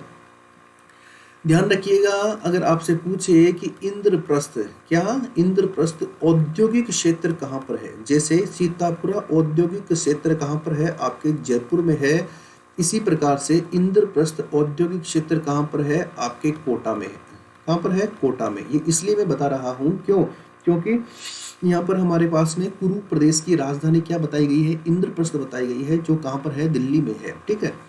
इसलिए मैं आपको बता रहा हूँ कि इंद्रप्रस्थ औद्योगिक क्षेत्र आपके कहाँ पर है? कोटा में है। ध्यान रखना, यहाँ पर बताई गई प्रत्येक बात भगवती सूत्र अंगुत्तर निकाय, चाहे कोई सी भी एग्जाम हो, इतिहास विषय जहाँ पर आता है वहाँ पर पूछने की प्रबल संभावनाएं बनती है। ठीक है। तो ये हो गया आपका कुरु प्रदेश। आगे देखते हैं ढूंढाड़। देखो, ढूंढाड़ क्या है? एक ढूंढाड़ी भाषा बोली जाती है। मैं आपको बोल के बताता हूँ। काई कर रहे हो छे, कटे जा रहे हो छे, काई हाल छे, पढ़ाई कसी चाल रही छे। ठीक है। और एग्जाम कदे लागली। ठीक है ना, एग्जाम कदे लागली। ठीक है ना, तो इस तरह की जो लैंग्वेज है ये आपकी ढूंढाड़ी भाषा है। जयपुर में देखो, अगर आप राजस्थान की बात करते हो तो ये आपका जयपुर है और ये आपका दौसा है। ठीक है ना, ये आपका जयपुर और आपका ये दौसा, ये वाला जो क्षेत्र है, ठीक है ना, इस क्षेत्र को किस नाम से जानते हैं? ढूंढाड़ के नाम से जानते हैं। देखो, सबसे पहली बात तो कौन सा क्षेत्र हुआ? ये आपका जयपुर हुआ। और आपका कौन सा हुआ? दौसा। दौसा का मतलब क्या है? जहाँ पर बाणगंगा नदी बहती है। राजस्थान का दूसरा सबसे छोटा जिला है। ठीक है, जहाँ पर आपके दौसा का किला भी बना हुआ है, बड़ा फेमस है। और ये पहले कछवाहा वंश से संबंधित था। वर्तमान में जो है यहाँ पे मीणाओं का ज़्यादा बाहुल्य है दौसा में। ठीक है। और ऐसा नहीं है कि यहाँ पर जो है आपके माधव सागर डैम है, आपके रेडियो सागर डैम है दौसा में। ठीक है। तो जयपुर और दौसा के क्षेत्र को हम क्या बोलते हैं? ढूंढाड़। क्यों बोलते हैं? क्योंकि इस क्षेत्र में एक नदी बहती है जिसका नाम है ढूंढ नदी। क्या है? ढूंढ नदी। और इसके आसपास के क्षेत्र को क्या बोलते हैं? ढूंढाड़। और ऐसा ही नहीं है केवल ढूंढ नदी है, बल्कि यहाँ पर आपके ढूंढाड़ी भाषा भी बोली जाती है भैया। कौन सी भाषा बोली जाती है? ढूंढाड़ी भाषा भी बोली जाती है। ध्यान रखिएगा, कौन सी भाषा बोली जाती है? ढूंढाड़ी भाषा। ठीक है, तो देखिए भैया, जयपुर में ढूंढ नदी का जो क्षेत्र है वहां पर आपके ढूंढाड़ी भाषा बोली जाती है भैया। ठीक है, इसीलिए इस क्षेत्र को ढूंढाड़ कहा गया है। ढूंढाड़ी भाषा मैंने आपको बोलकर बता दी है कि ढूंढाड़ी भाषा किस तरीके की होती है भैया, समझ गए। चलिए मेरे प्यारे साथियों, आगे बढ़ते हैं। अब आगे बढ़ते हैं तो फिर थोड़ा सा तकलीफ होती है ना, कोई दिक्कत नहीं है। तो देखो, ये है फिर सूरसेन। आपसे पूछे कि सूरसेन का क्या मतलब है, तो देखिए भैया, सूरसेन भरतपुर और धौलपुर के क्षेत्र को क्या बोलते हैं? सूरसेन बोलते हैं। ध्यान देने की बात है कि अलवर और भरतपुर के क्षेत्र को मेवात बोलते हैं। ठीक है ना, भरतपुर के जस्ट आगे जो धौलपुर है, इस दोनों क्षेत्र को सूरसेन बोलते हैं। क्या बोलते हैं? सूरसेन। चलिए, इसके अलावा देखिए, हम भरतपुर और करौली के पास में आ गए हैं। ठीक है ना, भरतपुर और धौलपुर के पास में आ गए हैं, उसे सूरसेन बोलते हैं। लेकिन अभी फिर क्या है, आपके थोड़ा सा एक महत्वपूर्ण आ गया है क्षेत्र। क्या क्षेत्र आ गया है? ये आ गया है धौलपुर। तो को हमने क्या बोला? भरतपुर और धौलपुर को सूरसेन बोला। अब यहाँ पर ये आपकी करौली है, जिसका आकार कैसा है? बतख के आकार का जिला है। ठीक है, यहाँ पर पांचना बांध बना हुआ है, इसे हम बोलते हैं गोपाल पाल। क्या बोलते हैं? गोपाल पाल। क्योंकि कृष्ण भगवान की नगरी के पास का क्षेत्र है, इसलिए इसे गोपाल पाल के नाम से जाना जाता है भैया। ठीक है, उसके बाद में नाली क्षेत्र हमने देख ही लिया। ये नाली क्षेत्र, ये आपके हनुमानगढ़ वाला क्षेत्र है और आपके श्री गंगानगर वाला क्षेत्र है। इस क्षेत्र को नाली क्षेत्र बोलते हैं। इट्स ओके, कोई दिक्कत नहीं है। अब आ जाते हैं शेखावाटी क्षेत्र में। देखो भैया, शेखावाटी क्षेत्र क्या है? ये आपके सीकर, चूरू और झुंझुनू, ये वाला जो पूरा का पूरा एरिया है, ये पूरा का पूरा जो बेल्ट है, इस बेल्ट को शेखावाटी के नाम से जानते हैं। किस नाम से जानते हैं? शेखावाटी के। ये तो आप जानते ही हो। अब आ जाओ अहीरवाटी। अहीरवाटी क्या है भैया? आपके जो अलवर है, अलवर के अंदर क्या है जो है अहीरवाटी, आपकी एक भाषा भी है। ठीक है, जो कोटपुतली के आसपास बोली जाती है। ठीक है ना, और यहाँ इसी को जो है आपके अलवर को ही हम अहीरवाटी भी कहते हैं। मांड क्षेत्र आपने देख लिया, जैसलमेर बीकानेर का क्षेत्र है। योध्या क्षेत्र आपने देख लिया, नहीं ये नहीं देखा। गंगानगर, हनुमानगढ़। देखो भाई, आपके जो है गंगानगर और हनुमानगढ़ का ये जो क्षेत्र है ना, ठीक है ना, और यहाँ पर थोड़ा बीकानेर का भाग भी आएगा इसके अंदर। ठीक है ना, क्योंकि गंगानगर और हनुमानगढ़ तो नाली क्षेत्र के नाम से जाने जाते हैं, जबकि आपके जो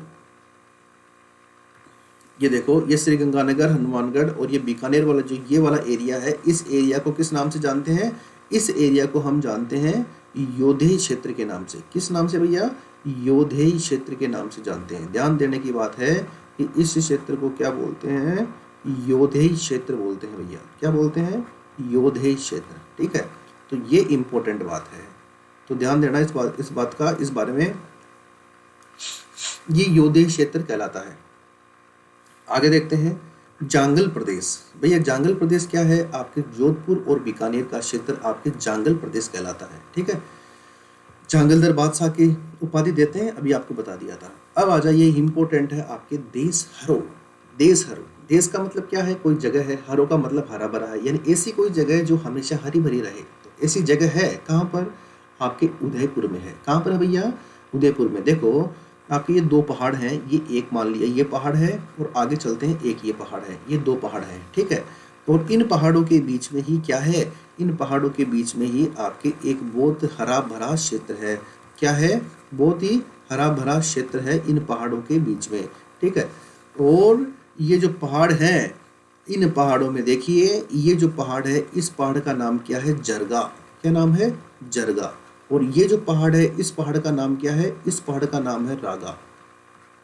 जरगा और रागा, ये दोनों ही कहाँ पर है? ये दोनों ही आपके उदयपुर में है, यानी झीलों की नगरी या माउंटेन और फाउंटेन का शहर जो आपके मेवाड़ है मुख्य, ये आपके उदयपुर है। ठीक है, तो देखो, उदयपुर में जरगा एवं रागा पहाड़ियों के बीच, उदयपुर आ गया ये पूरा, उदयपुर में जरगा और रागा पहाड़ियों के बीच सदा हरा भरा रहने के कारण, ये जो भूभाग है ना, इस बीच का भूभाग सदा हरा भरा रहने के कारण इस क्षेत्र को क्या बोलते हैं? इसीलिए इस क्षेत्र को क्या बोलते हैं? देश हरो बोलते हैं भैया। क्या बोलते हैं? देश हरो। ठीक है, यानी जरगा और रागा के मध्य सदा हरे भरे रहने के कारण ही इस क्षेत्र को देश हरो के नाम से जानते हैं। ये बात समझ गए होंगे आप, इसे बोलते हैं देश हरो। आगे बढ़ते हैं, गिरवा। ये गिरवा क्या है भैया? ये गिरवा क्या है देखो, उदयपुर के चारों तरफ तस्तरी नुमा बेसिन होने के कारण इसे स्थानीय भाषा में गिरवा कहते हैं। मान लिया ये आपकी ये उदयपुर है, इसके चारों तरफ ये क्या है, एक कुछ पहाड़ियाँ हैं, ठीक है ना। और यही वह पहाड़ियाँ हैं जो महाराणा प्रताप की शरण स्थली बनी थी, ठीक है, और आपके उदय सिंह की शरण स्थली बनी थी, ठीक है ना। ये गिरवा की पहाड़ियाँ है, ठीक है। ये कहाँ पर है? ये आपका उदयपुर है और उदयपुर के चारों तरफ ये पहाड़ियाँ हैं। दूर से देखने पर ऐसे लगेगा जैसे कोई तस्तरी, कोई प्लेट जो है आपके सामने रख दी हो, ठीक है ना। कोई तस्तरी या कोई प्लेट आपके सामने रख दी हो, ठीक है। आ रही है बात समझ में आपको? ठीक है। तो ये है आपके डूंगरपुर और बांसवाड़ा के चारों तरफ छोटी छोटी पहाड़ी, जो आपके ना उदयपुर के चारों तरफ तस्तरी नुमा बेसिन होने के कारण, इन तस्तनुमा बेसिन मान लो या तस्तनुमा पहाड़ियाँ मानो आप, ठीक है ना, पहाड़ियाँ होने के कारण इस स्थानीय भाषा में क्या बोलते हैं? गिरवा बोलते हैं। मेवाड़ का इतिहास जब आप स्टडी करते हो, मेवाड़ का इतिहास, तो वहाँ पर आपको ये चीज़ आसानी से देखने को मिल जाती है भैया, ठीक है, मेवाड़ के इतिहास में। चलिए अब बात करते हैं हम मेवल के बारे में। तो ठीक है ना, मेवल क्या है भैया? ये मेवल भी बहुत ज़्यादा महत्वपूर्ण है। देखिए, डूंगरपुर और बांसवाड़ा के मध्य छोटी छोटी पहाड़ियों को मेवल कहा जाता है। ध्यान रखना, मेवल और मेवात, देखो दो क्षेत्र हैं, एक तो हो गया मेवल और एक हो गया मेवात। मेवात अभी मैंने आपको बताया कहाँ पर, अलवर और भरतपुर का जो क्षेत्र है उसे आप क्या बोलते हो? मेवात कहते हो। क्या कहते हो? मेवात कहते हो, ठीक है। अब देखिए, जब ये मेवात हुआ, भरतपुर और आपके अलवर और भरतपुर वाला क्षेत्र, ठीक है, मेव जाति के कारण। मेवल क्या है? डूंगरपुर और बांसवाड़ा के बीच में जो आपके अरावली का क्षेत्र है उसे मेवल कहते हैं। किसके क्षेत्र, किसके बीच में? डूंगरपुर और बांसवाड़ा के बीच का जो आपके अरावली का जो क्षेत्र है उसे क्या बोलते हैं? मेवल कहते हैं। ध्यान रखिएगा, एग्जाम के अंदर पूछा जाएगा मेवल और आप आंसर करोगे मेवात। एग्जाम में पूछा जाएगा मेवात और आप आंसर करोगे मेवल, ठीक है। तो मेवल से क्या है, थोड़ा ज़्यादा संबंध नहीं है ना हमारा। मेवात तो जानते हैं आप। तो ध्यान रखना, उदयपुर और डूंगरपुर के बीच का पहाड़ी क्षेत्र, यानी ये राजस्थान है, तो ये राजस्थान में देखो, ये आपके डूंगरपुर है, ये उदयपुर, और ये आपके क्या है, ये बांसवाड़ा है, और ये आपके डूंगरपुर है। इसके बीच का ये वाला जो पहाड़ी क्षेत्र है इसे आप किस नाम से जानते हो? मेवल के नाम से जानते हो। भैया आपने नाम तो खूब सुना है, शेखावाटी। अब यहाँ पर एक नाम लिखा हुआ है जिसका नाम है तोरावाटी। तो देखो ये तोरावाटी क्या है, एक बार देख लो भैया, क्योंकि तोरावाटी भी क्या है, बहुत ज़्यादा इंपॉर्टेंट है। एक बार पूछ लेता है तो मामला फिर गंभीर हो जाता है, क्योंकि इसमें ये लिखा हुआ नहीं है कि कौन कौन से डिस्ट्रिक्ट आपके शेखावाटी क्षेत्र में आते हैं। तो देखिए भैया, ये क्या है, ये आपका एक क्षेत्र है, ठीक है। अब इस क्षेत्र में यहाँ पर एक नदी बहती है जिसका नाम है, खंडेला की पहाड़ियों से नदी निकलती है और ये नदी बहती है आपके, ठीक है। और ये नदी कहाँ कहाँ बहती है? ये नदी बहती है आपके दो जिलों में। एक का नाम है आपके सीकर, जहाँ पर गणेश्वर सभ्यता बनी हुई है, और एक का नाम है आपके झुंझुनू, जहाँ पर आपके एक सभ्यता है जिसका नाम क्या है? सुनारी सभ्यता, ठीक है। तो सीकर और झुंझुनू के अंदर आपके क्या है, जो है यहाँ पर एक नदी बहती है जिसका नाम क्या है? जिसका नाम है आपकी कांतली नदी। कौन सी नदी है भैया? कांतली नदी, ठीक है। तो कांतली नदी का प्रवाह क्षेत्र, इस प्रवाह क्षेत्र में, यानी कांतली नदी का जो प्रवाह क्षेत्र है, यहाँ पर पहले एक वंश हुआ करता था जिसका नाम है तंवर वंश। क्या नाम है भाई? तंवर वंश, ठीक है। तो यहाँ पर पहले तंवर वंश का क्या होता था? शासन होता था। किसका? तंवर वंश का शासन होता था। इसीलिए इस क्षेत्र को इसी वंश के नाम पर क्या कहा गया? तोरावाटी कहा गया। क्या कहा गया? तोरावाटी कहा गया। बात समझ रहे हो ना आप? ठीक है। तो सीकर चूरू के क्षेत्र में पहले आपके कांतली नदी बहती थी, और उस कांतली नदी के प्रवाह क्षेत्र में तंवर वंश का क्या था? शासन था। इसलिए उस क्षेत्र को क्या कहा गया? तोरावाटी कहा गया। ध्यान देने की बात है, शेखावाटी अलग है और तोरावाटी अलग है, ठीक है ना। शेखावाटी में क्या है? शेखावाटी क्षेत्र में महाराव शेखा के नाम पर शेखा इसका जो है नाम पड़ा था, और इसके अंदर आपके 3 जिले आते हैं। सीकर आ गया, दूसरा आपके झुंझुनू आ गया, और तीसरा जो आपके डिस्ट्रिक्ट है उसका नाम क्या है? सीकर, झुंझुनू, और तीसरा जो डिस्ट्रिक्ट है आपके उसका नाम है चूरू। क्या नाम है? चूरू, ठीक है। ध्यान रखना, चूरू की एक लड़की है प्रिया पूनिया, ठीक है ना, जो भी राजस्थान महिला क्रिकेट टीम की कैप्टन बनी है, ठीक है ना। ध्यान रखना, ये करंट अफेयर्स का प्रश्न है, ठीक है ना। तो देखो, ये शेखावाटी में कितने जिले आते हैं? 3 जिले आते हैं, सीकर, चूरू और झुंझुनू। जबकि तोरावाटी में कितने जिले आते हैं? सीकर और झुंझुनू। सीकर और झुंझुनू का वह क्षेत्र जहाँ पर कांतली नदी बहती थी, तो कांतली नदी के प्रवाह क्षेत्र को या बहाव क्षेत्र को क्या, जहाँ पर पहले तंवर वंश का शासन था, तो उसे क्या बोला गया? तोरावाटी बोला गया। चलिए भाई आगे बढ़ते हैं। आगे आ गया भाई एक क्षेत्र जिसका नाम है भाखर, ठीक है ना। नाम ही क्या है? भाखर। अब भाखर क्या है? देखो देखो भाई,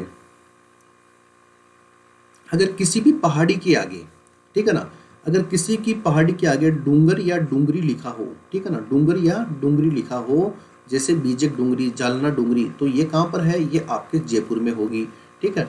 अगर किसी भी, अगर पहाड़ी के आगे आपके जो है मगरा या मगरी लिखा हो, क्या लिखा हो? मगरा या मगरी, ठीक है। तो इस प्रकार की जो पहाड़ियां हैं ये अधिकतर आपके कहाँ पर होगी? उदयपुर में होगी। कहाँ पर? उदयपुर में। जैसे मछली मगरा, लक्ष्मी मगरा, ठीक है ना, आपके मोती मगरा, ठीक है ना, ये सभी पहाड़ियां आपके उदयपुर में है। लेकिन अगर किसी पहाड़ी के आगे भाकर लिखा हो, ठीक है ना, तो ये भाकर क्या कहाँ पर होगी? आपके सिरोही जिले में होगी। कहाँ पर होगी? सिरोही जिले में। सिरोही डिस्ट्रिक्ट का जो ईस्टर्न पार्ट है, जो पूर्वी भाग है, वहां पर तीखे ढलान की पहाड़ियां हैं। तीखे ढलान का मतलब क्या है? बिल्कुल ऐसे, ठीक है ना, बिल्कुल इस प्रकार की पहाड़ियां हैं, तीखे ढलान वाली पहाड़ियां, यानी ये ढलान बहुत ज्यादा तेज है, ठीक है। तो इस प्रकार की जो ये आपकी रणनीति है, या फिर आपकी जो आपकी ये जो पहाड़ियां है, इन पहाड़ियों को क्या बोलते हैं? इन पहाड़ियों को भाकर बोलते हैं, ठीक है। तो आप तो ध्यान रखिएगा कि भाकर का संबंध किससे है? आपके सिरोही डिस्ट्रिक्ट से है भैया। किससे है? सिरोही डिस्ट्रिक्ट से है भाकर का संबंध, समझ गए। चलिए, कीवी शिवी, शिवी कीवी किसे बोलते हैं? मेवाड़ में उदयपुर के भूभाग को शिवी कीवी के नाम से जाना जाता था। इस भाग में शिवी जाति के द्वारा मध्यमिका को अपनी राजधानी बनाया गया, जिसे वर्तमान में क्या बोलते हैं? नगरी बोलते हैं, जो कि वर्तमान में कहाँ पर है? उससे वर्तमान में नगरी बोलते थे, और वर्तमान में कहाँ पर है? चित्तौड़गढ़ में है। क्योंकि पहले तो मेवाड़ का मतलब उदयपुर, डूंगरपुर, बांसवाड़ा, प्रतापगढ़, झालावाड़, ये सभी मेवाड़ में तो आते थे, ठीक है ना, है ना। झालावाड़ तो नहीं, लेकिन उसका कुछ हिस्सा मेवाड़ में आता था आपके। तो शिवी कीवी किसे बोलते हैं? ये मेवाड़ के क्षेत्र, जैसे उदयपुर का जो भूभाग है ना, उसे शिवी कीवी बोलते थे। वहां पर शिवी जाति के द्वारा मध्यमिका को अपनी राजधानी बनाया गया था, ठीक है, जिसे पहले नगरी और वर्तमान में चित्तौड़ के नाम से जाना जाता है। चलिए आगे, मारवाड़। मारवाड़ तो आप बखूबी जानते हो भैया। मारवाड़ का मतलब क्या है? मुख्य रूप से जोधा, ठीक है ना, और जोधा के द्वारा बसाया गया नगर जोधपुर है। आप जानते हो एक साल आया था हमारे 1452। इस 1452 के अंदर एक संधि हुई थी, उस संधि को बोलते हैं आप आवल बावल की संधि। क्या बोलते हैं? आवल बावल की संधि। और ये संधि आपके मेवाड़ और मारवाड़ के रावजोधा के बीच में हुई थी, और हंसाबाई ने करवाई थी। और 1459 में इसी संधि के माध्यम से आपने जो है जोधपुर के जो दुर्ग है, जिसे मयूर ध्वज बोलते हैं, मेहरानगढ़ बोलते हैं, ठीक है ना, उस मेहरानगढ़ की क्या रखी थी? नींव रखी थी। और वह नींव किसने रखी थी? करणी माता जी ने रखी थी। ऐसे मान्यता है कि कोई रजिया के नाम से इस व्यक्ति को इसके अंदर ही चुनवाया गया था, ठीक है। तो ये अवल बावल की संधि से, तभी से ही आपके जोधपुर जो है ये मारवाड़ बना था, ठीक है ना। और इस मारवाड़ में क्या है? आपके जोधपुर है, बीकानेर आएगा, आपके बाड़मेर आएगा, पाली आएगा और नागौर आएगा, ठीक है। तो ये मारवाड़ की कुछ खास बातें हैं, ठीक है। तो नाम ध्यान रखिएगा। मेवाड़, मेवाड़ तो आप जानते हो भाई, ठीक है ना। मेवाड़ के अंदर उदयपुर, राजसमंद, भीलवाड़ा, प्रतापगढ़, चित्तौड़गढ़, डूंगरपुर और बांसवाड़ा, ठीक है ना। और मुख्य रूप से आपके ये आते हैं मेवाड़। एक और नाम सुना होगा आपने, मेरवाड़ा, ठीक है ना। मेवाड़ अलग हो गया और मारवाड़ अलग हो गया। तो मेरवाड़ा क्या है? मेरवाड़ा क्या है भाई? आपको मैं बता दूं, मेवाड़ व मारवाड़, मेवाड़ व मारवाड़ के क्षेत्र को, मेवाड़ व मारवाड़ के क्षेत्र को अलग करने वाला, अलग करने वाला क्षेत्र, ठीक है ना। मेवाड़ व मारवाड़ को अलग करने वाले क्षेत्र को क्या बोलते हैं? मेरवाड़ा बोलते हैं। इसमें क्या क्या आता है? इसमें आपके एक आता है अजमेर, एक आता है आपके राजसमंद, ठीक है ना। इसकी जो पहाड़ियाँ हैं वो सभी पहाड़ियाँ आपके मेरवाड़ा के अंदर आती है, जो कि सेपरेट करता है किसको, आपके मेवाड़ को और आपके मारवाड़ को। चलिए आगे बढ़ते हैं। हाड़ौती का पठार हमने देख लिया, मेवात हमने देख लिया, जांगल देश लिया, मेदपाट देख लिया, ढूंढाड़ देख लिया, सूरसेन देख लिया और कुरु प्रदेश देख लिया। अरे यार ये वापस आ गया। गोपाल पाल, नली, शेखावट, अहिर वाटी, मांड, वागड़, हाँ ये हमने यहाँ तक बिल्कुल देख लिया है, ठीक है। अब देखते हैं, देखो वागड़ या बागड़, ये क्या है भाई, वागड़ या बागड़।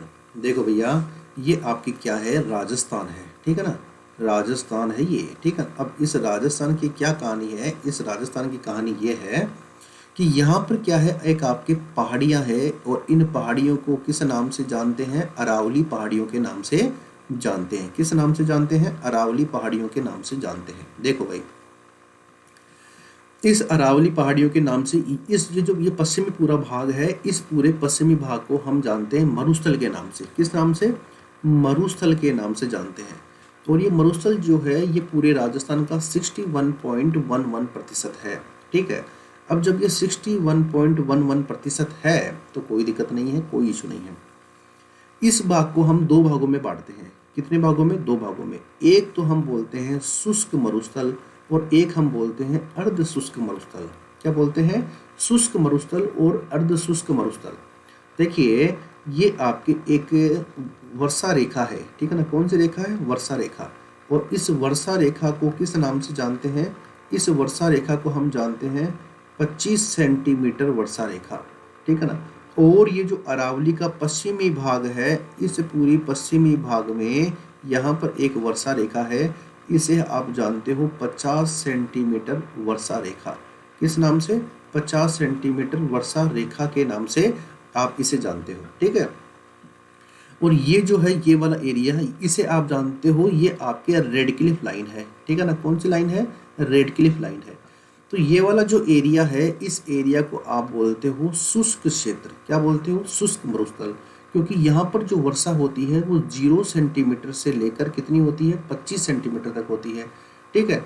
और इसके बीच का जो ये भाग है, इस भाग को आप जानते हो अर्ध शुष्क मरुस्थल के नाम से। किस नाम से, सेमी ड्राई डेजर्ट, ठीक है ना, अर्ध शुष्क मरुस्थल के नाम से। अब देखिए ये जो अर्ध शुष्क मरुस्थल है ये कहाँ से कहाँ तक फैला हुआ है, ये 25 सेंटीमीटर वर्षा रेखा से लेकर 50 सेंटीमीटर वर्षा रेखा तक ये फैला हुआ है, ठीक है। अब देखो अर्ध शुष्क मरुस्थल के क्या है, आपके 4 भाग हैं भैया। कितने भाग हैं, 4 भाग। कौन कौन से हैं, ये पहला, ये आपके दूसरा, ये आपके तीसरा और ये आपके नंबर 4 चौथा, ठीक है ना। अब 4 भागों में देखिए पहला भाग कौन सा है, ये देखो ये पहला भाग है आपके गग्गर का मैदान। कौन सा है भैया, गग्गर का मैदान, यानी यहाँ पर गग्गर नदी बहती है या गग्गर का बेसिन कह सकते हो आप। जो दूसरा भाग है वो कैसा है, वो है आपके शेखावाटी प्रदेश। कौन सा, शेखावाटी अंतः प्रवाह क्षेत्र, शेखावाटी अंतः प्रवाह क्षेत्र, ठीक है। ये आपके दूसरा भाग हो गया। तीसरा भाग देखिए ये आपके है तीसरा भाग, जिसे आप बोलते हो नागौरी उच्च भूमि। क्या बोलते हो भैया, नागौरी उच्च भूमि, ये आपके तीसरा भाग है। और जो चौथा भाग है इसे आप बोलते हो क्या, लूनी बेसिन। क्या बोलते हो मेरे दोस्त, इसे आप बोलते हो लूनी बेसिन। तो देखिए भाई ये आपके 4 भाग हैं इस भाग के। तो ये जो अर्ध शुष्क मरुस्थलीय प्रदेश है, इसी क्षेत्र को आप क्या बोलते हो, बागड़ के नाम से जानते हो। किस नाम से, बागड़ क्षेत्र के नाम से जानते हो। मुझे उम्मीद है ये चीज़ आपको समझ आ रही होगी बढ़िया तरीके से, ठीक है ना। इसमें कोई दो राय नहीं होनी चाहिए, ठीक है ना, बिल्कुल अच्छे से समझ में आ रही होगी आपको। अब देखते हैं आगे। दूसरा है आपके वागड़ क्षेत्र, ठीक है ना। अब देखो ये आपकी ये वागड़ क्षेत्र है और ये वागड़ क्षेत्र क्या कहता है, देखो यहाँ पर आपके माही नदी बहती है। कौन सी नदी बहती है, माही नदी। और ये वाला जो क्षेत्र है ये आपके वागड़ के नाम से जाना जाता है। और इस वागड़ में बांसवाड़ा, प्रतापगढ़ और डूंगरपुर का क्षेत्र आता है। कौन सा, बांसवाड़ा, प्रतापगढ़ और डूंगरपुर का। और यहाँ पर क्या बोली जाती है, यहाँ पर आपके वागड़ी भाषा बोली जाती है भाई। कौन सी भाषा बोली जाती है, वागड़ी भाषा, ठीक है ना। और इसी वागड़ी भाषा में जो है आपके एक संत हुआ करते थे जिनका नाम है संत मावजी। ये जो संत मावजी है, इन्होंने एक ग्रंथ लिखा था और उस ग्रंथ का नाम था चोपड़ा ग्रंथ। कौन सा ग्रंथ था? चोपड़ा ग्रंथ। और ये चोपड़ा ग्रंथ भी वागड़ी भाषा में लिखा था, ठीक है ना। किस भाषा में? वागड़ी भाषा में। और इस ग्रंथ में क्या बताया गया है? इस ग्रंथ में भविष्यवाणियाँ लिखी गई है कि भविष्यवाणियाँ कि भविष्य में क्या होने वाला है, वो भविष्यवाणियों की चर्चा यहाँ पर की गई है इस चोपड़ा ग्रंथ में, ठीक है। मुझे उम्मीद है चीज़ आपको समझ में आ रही होगी बढ़िया तरीके से, ठीक है ना। क्योंकि अपना तो स्टाइल एक ही है भैया, 0 लेवल से इस लेवल पे पहुंचा दो। जो 1 घंटा लगा रहा है उसका घंटा खराब नहीं होना चाहिए, उसको लगना चाहिए कि हाँ, I adopt lot of things from this class, ठीक है ना। उसको ऐसा नहीं लगना चाहिए कि मेरा टाइम वेस्ट हो रहा है, उसे लगना चाहिए कि हाँ, ये क्लास पहले कहाँ थी, ठीक है ना। ये जो पढ़ाने वाला है ये पहले कहाँ था, हमें पता ही नहीं था, ठीक है। तो साथियों, इस पे कमेंट करो, लाइक करो, इसको शेयर करो इसको भाई, ठीक है ना। देखो भाई, ये हो गया आपका वागड़ और बागड़ वाला हिस्सा। चलिए आगे बढ़ते हैं। माल और मालव, ये मैंने आपको कल भी बताया था और आज एक बार फिर मैं आपको बता देता हूँ। माल और मालव, इसका मतलब क्या है भैया? तो मेरे प्यारे साथी देखो, बात ऐसी है, कहानी क्या है, बड़ी इंटरेस्टिंग है। ये जो आपके हाड़ौती का प्रदेश है, ठीक है ना, इसे तो आप क्या बोलते हो? माल बोलते हो, ठीक है। लेकिन आप जानते हो यहाँ पर ये आपका मध्य प्रदेश वाला भाग है और इस भाग में यहाँ पर ये आपका एक पूरा का पूरा पठार है। और इस पठार को किस नाम से जानते हैं? मालवा के पठार के नाम से जानते हैं। किस नाम से जानते हैं? मालवा के पठार के नाम से जानते हैं। ध्यान रखिएगा, ये कौन सा पठार है? मालवा का पठार है। अब देखो भाई, ये जो मालवा का पठार है ये टच कर रहा है आपके यहाँ पर दो जिलों को, ठीक है ना। अब ये 2 जिले कौन से हैं? एक तो आपके प्रतापगढ़ है और एक आपके झालावाड़ है, ठीक है ना। अब चूंकि ये मालवा के पठार को प्रत्यक्ष रूप से डायरेक्टली टच करते हैं, इसीलिए इन दोनों क्षेत्र को किस नाम से जानते हैं? मालव के नाम से जानते हैं भैया, ठीक है। बात समझ रहे हैं आप? ये आपके मालव के नाम से इस क्षेत्र को जानते हैं, प्रतापगढ़ को और आपके झालावाड़ को। तो ये इंपॉर्टेंट बात हुई, ये खास बात हुई। चलिए आगे बढ़ते हैं। मरु और मेरु, भैया ये 2 बातें हैं, मरु और मेरु। आप जानते हो ये आपके राजस्थान है, ठीक है। और इस राजस्थान के अंदर मरु और मेरु की जब हम बात करते हैं तो देखिएगा क्या फर्क है। ये आपके क्या है? आपके अरावली माउंटेन है। कौन सी माउंटेन है? ये आपके अरावली, ठीक है ना। सबसे पुरानी माउंटेन है, आप भी जानते हो, ठीक है। तो देखिए बात ऐसी है कि ये जो अरावली माउंटेन है, इसके जो पश्चिम वाला पूरा का पूरा भाग है, इसे हम किस नाम से जानते हैं? मरुस्थल के नाम से जानते हैं, ठीक है ना। यानी हम इसे मरु कह सकते हैं। लेकिन जो आपकी अरावली माउंटेन है, इस अरावली माउंटेन को किस नाम से जानते हैं? इस अरावली पर्वतमाला को हम जानते हैं मेरू के नाम से। किस नाम से जानते हैं भाई? मेरू के नाम से जानते हैं। ध्यान रखिएगा, अरावली पर्वतमाला को किस नाम से जानते हैं? मेरू के नाम से जानते हैं, इस बात का ध्यान रखना। तो अगर आपसे पूछे कि मरु का मतलब क्या है? मरुस्थल वाला भाग। और मेरू का मतलब क्या है? आपके अरावली जो माउंटेन है उसे आप मेरू के नाम से जानते हो। समझ गए बात को? ये महत्वपूर्ण बात है। आगे बढ़ते हैं थोड़ा सा।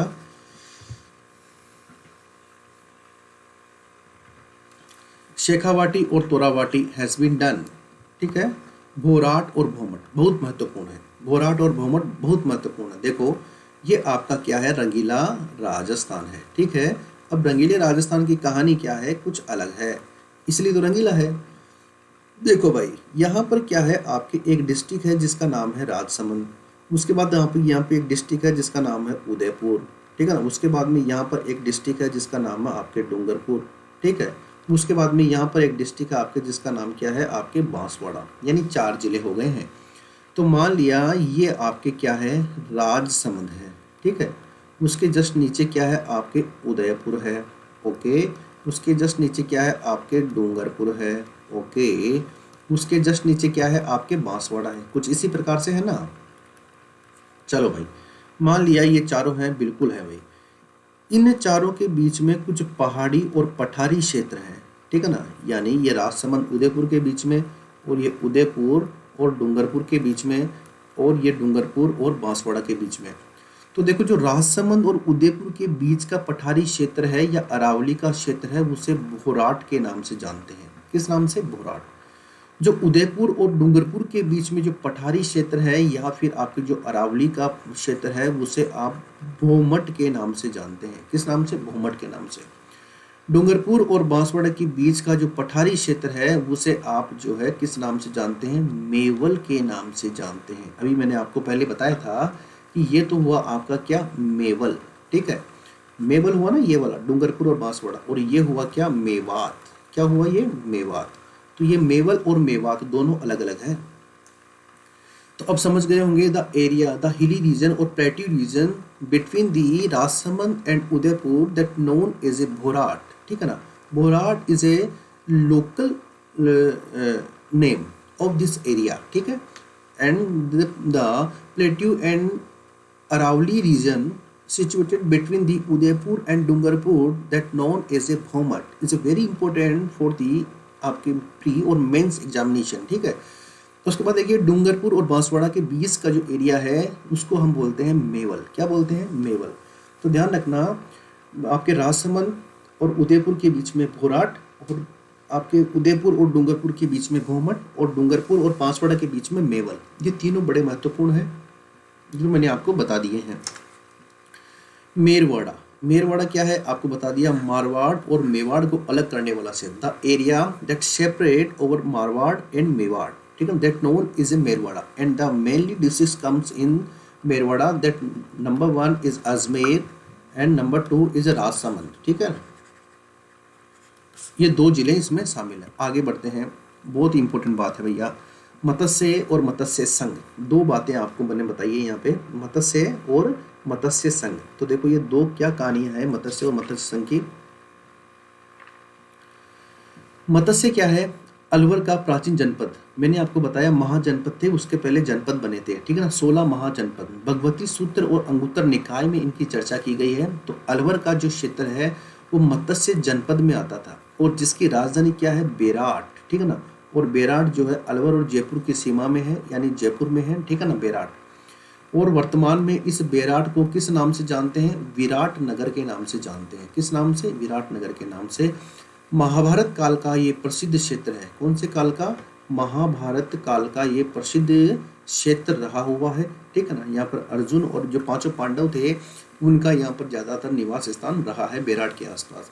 और इसी बेराट से आपके एक भाब्रू शिलालेख मिला है। कौन सा शिलालेख मिला है? भाब्रू शिलालेख मिला है। और इस शिलालेख, ये शिलालेख किसका है? ये सम्राट अशोक का शिलालेख है, जिसके अंदर वो बोलता है कि मैं बुद्ध धम्म संघ में जाने की मतलब बात करता है ना। और इसके अलावा बेराट के अंदर आपको पता है एक संक लिपि के प्रमाण मिले हैं। किसके? संक लिपि के क्या है? प्रमाण मिले हैं भैया। ठीक है ना। उसके अलावा यहाँ पर एक कुषाण कालीन बौद्ध स्तूप मिला है। कुषाण कालीन क्या मिला है? एक स्तूप मिला है। ध्यान रखना इस बात का, कुषाण कालीन स्तूप भी आपके बेराट से मिला है। ठीक है, एक यहाँ पर स्वर्ण पेटिका भी मिली है, एक बॉक्स मिला है सोने का। ठीक है, उसके अंदर जो आपके बौद्ध धर्म है इससे संबंधित कुछ मिला है। तो ये आपके क्या हो गया? मत्स्य। मत्स्य संघ। मत्स्य संघ क्या है? आप भी जानते हो, राजस्थान के एकीकरण का, किसका? राजस्थान के एकीकरण का पहला चरण है। राजस्थान के एकीकरण का क्या है? ये पहला चरण है। पहली बात ये है। ठीक है ना। और ये कब हुआ था? आपके 18 मार्च 1948 को। कब हुआ था? 18 मार्च 1948 को राजस्थान का पहला चरण कंप्लीट हुआ था। इसमें किस किस को शामिल किया गया था? इसमें आपके अलवर को, ठीक है ना, उसके बाद में आपके भरतपुर को, उसके बाद में आपके करौली को, और उसके बाद में आपके धौलपुर को। इन 4 जिलों को इसमें क्या किया गया था? शामिल किया गया था। अलवर, भरतपुर, करौली और धौलपुर। ठीक है ना। इसके अलावा एक ठिकाने को भी शामिल इसमें किया गया था। और इसका नाम क्या रखा? मत्स्य संघ। किसके कहने पर? के.एम. मुंशी। ठीक है ना, मुंशी जी, इनके कहने पर इसका नाम क्या रखा गया? मत्स्य संघ नाम रखने का सुझाव दिया था इन्होंने। ठीक है। एकीकरण जो है राजस्थान के 7 चरणों में कंप्लीट हुआ था। ठीक है ना। और 1 नवंबर 1956 इसका लास्ट चरण था, जब राजस्थान के अंदर पूरे के पूरे एरिया मिल गए थे। ठीक है ना। और इस दिन राजस्थान के पहले राज्यपाल आप जानते हो, श्री गुरुमुख निहाल सिंह जी। ठीक है ना, ये आपके पहले राज्यपाल बन गए थे। चलो आगे बढ़ते हैं। एक इम्पोर्टेंट है थली और तली। देखो भाई, बीकानेर और चूरू का जो एरिया है ये आपके क्या है, ये आपके क्या है, बीकानेर है, ठीक है, और ये आपके क्या है, ये बीकानेर और ये आपके चूरू, ये जो एरिया है, ठीक है ना, इसे किस नाम से जानते हैं, इसे थली के नाम से जानते हैं, ठीक है ना, क्योंकि थोड़ा सपाट है, बिल्कुल थली की तरह दिखाई देता है, इसलिए थली के नाम से जानते हैं। तली क्या होती है, दो बालू का स्तूपों के मध्य की निम्न भूमि, यानी ये एक बालू का स्तूप है भैया, ठीक है, और ये दूसरा बालू का स्तूप है, इसके बीच का ये जो निम्न भूमि है, ठीक है ना, इसी निम्न भूमि को क्या बोलते हैं, आपके तली बोलते हैं। क्या बोलते हैं, तली। वर्षा काल की जब हम बात करते हैं ना, वर्षा काल की, ठीक है ना, वर्षा काल में यहाँ पर पानी भर जाता है, ठीक है ना, और इसी पानी से बनी हुई जो अस्थायी झीलें होती है, कौन सी झीलें होती हैं, अस्थायी झीलें, यहाँ पर झीलें बन जाती है बहुत ज़्यादा। अही छतरपुर किसका नाम है, नागौर का नाम है अही छतरपुर। और सपाद लक्ष्य किसका नाम है, ये सांभर अजमेर का क्षेत्र है। आपने इतिहास में पढ़ा होगा कि 551 ईस्वी में, कब, 551 ईस्वी में चौहानों के आदि पुरुष जिसका नाम था वासुदेव चौहान, चौहानों के आदि पुरुष वासुदेव चौहान ने किसकी स्थापना करी थी, यहाँ पर आपकी स्थापना करी थी चौहान वंश की। कौन से वंश की, चौहान वंश की क्या करी थी, यहाँ पे स्थापना करी थी भैया, ठीक है। तो ये आपके सपाद लक्ष्य है। सपाद लक्ष्य का मतलब होता है लाख, और इस सपाद लक्ष्य का अगर आपसे मीनिंग पूछे, यानी शाब्दिक अर्थ पूछे, तो उसका क्या मतलब है, तो सपाद लक्ष्य का जो शाब्दिक अर्थ है, इसका मतलब है आपके 1.25 लाख गांवों का समूह। क्या है भैया, 1.25 लाख गांवों का समूह है, 1.25 लाख गांवों का समूह है शाब्दिक अर्थ किसका, सपाद लक्ष्य। लक्ष्य का मतलब भी क्या होता है, लाख होता है ना, तो जब लक्ष्य का मतलब लाख होता है, इसलिए 1.25 लाख गांवों का समूह, इसका क्या हुआ, शाब्दिक अर्थ हुआ। अब देखते हैं बात ब्रिजनगर। देखो दो चीजें हैं, ब्रिजनगर और ब्रजनगर। ब्रिजनगर आपके भरतपुर का क्षेत्र है, इसे कहते हैं, और ब्रिजनगर जो है आपके झालरा पाटन, जो कहाँ पर है, आपके झालावाड़ में है, इसको कहते हैं। जो झालरा पाटन है, ये इसको आप सिटी ऑफ वेल्स कहते हैं, यानी घंटियों का शहर। क्या कहते हैं, घंटियों का शहर। ये भी एग्जाम के अंदर कई बार सिंगल लाइन के अंदर पूछा जा सकता है, ध्यान रखिएगा। झालरा पाटन, ये देखिए, इसे घंटियों का शहर कहते हैं, सिटी ऑफ वेल्स।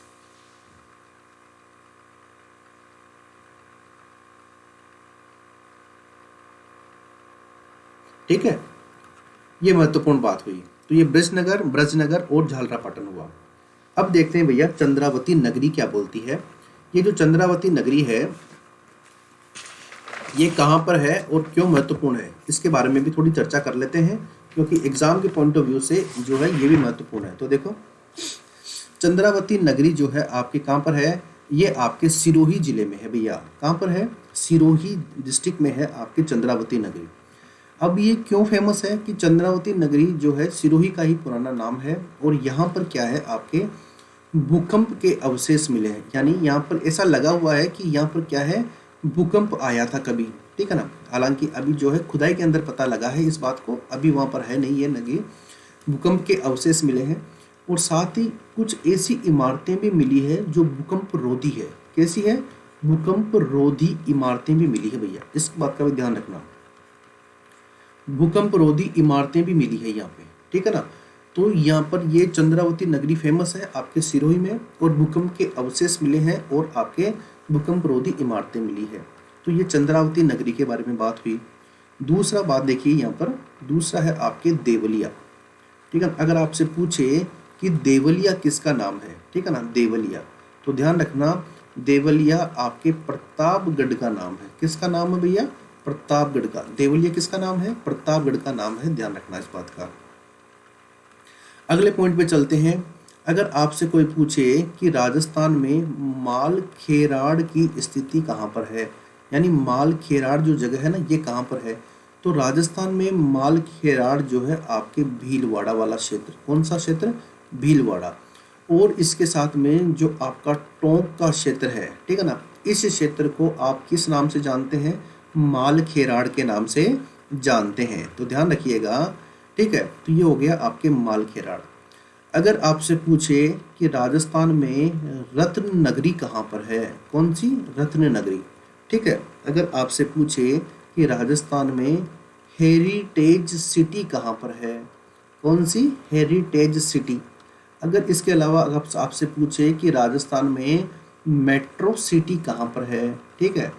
इसके अलावा अगर आपसे पूछे कि राजस्थान में दूसरी काशी कहाँ पर है, ठीक है। इसके अलावा अगर आपसे पूछे कि आइलैंड ऑफ ग्लोरी कहाँ पर है, क्या?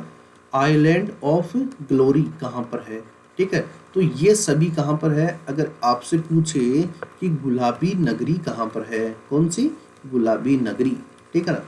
तो ये सभी, जो गोविंद देव जी की नगरी कहाँ पर है, तो ये सभी कहाँ पर है? जयपुर में है। कहाँ पर है? जयपुर। यानी जयपुर को इन सभी नाम से जाना जाता है। आइलैंड ऑफ ग्लोरी किसने कहा? आइलैंड ऑफ ग्लोरी आपके एक वैज्ञानिक थे जिनका नाम था श्री CV रमन सर, ठीक है ना। ठीक है ना। इन्होंने इस क्षेत्र को या फिर आपके जयपुर को क्या बोला? आइलैंड ऑफ ग्लोरी कहा, ठीक है ना। यानी ये ग्लोरी की तरह बहुत ज़्यादा ग्लोरी है यहाँ पे, ठीक है ना, मतलब चमक है, मतलब अच्छी है। तो ये हुई आपके रत्न नगरी, हेरिटेज सिटी या फिर मेट्रो सिटी, ठीक है ना, और आइलैंड ऑफ ग्लोरी की बात। आगे बढ़ते हैं। देखो, फिर आपके एक आता है जिसका नाम है टोंक, ठीक है ना। और टोंक जो है पिंडारों की नगरी थी पहले, और पिंडारियों की। टोंक को क्या बोलते हैं? नवाबों की नगरी। क्या बोलते हैं भैया? नवाबों की नगरी, ठीक है ना। ये आपके नाम है जो अभी भी फेमस है, नवाबों की नगरी। उसके बाद आगे चलते हैं थोड़ा सा और। अगर आपसे पूछे कि राजस्थान में टाटा नगर कहाँ पर है,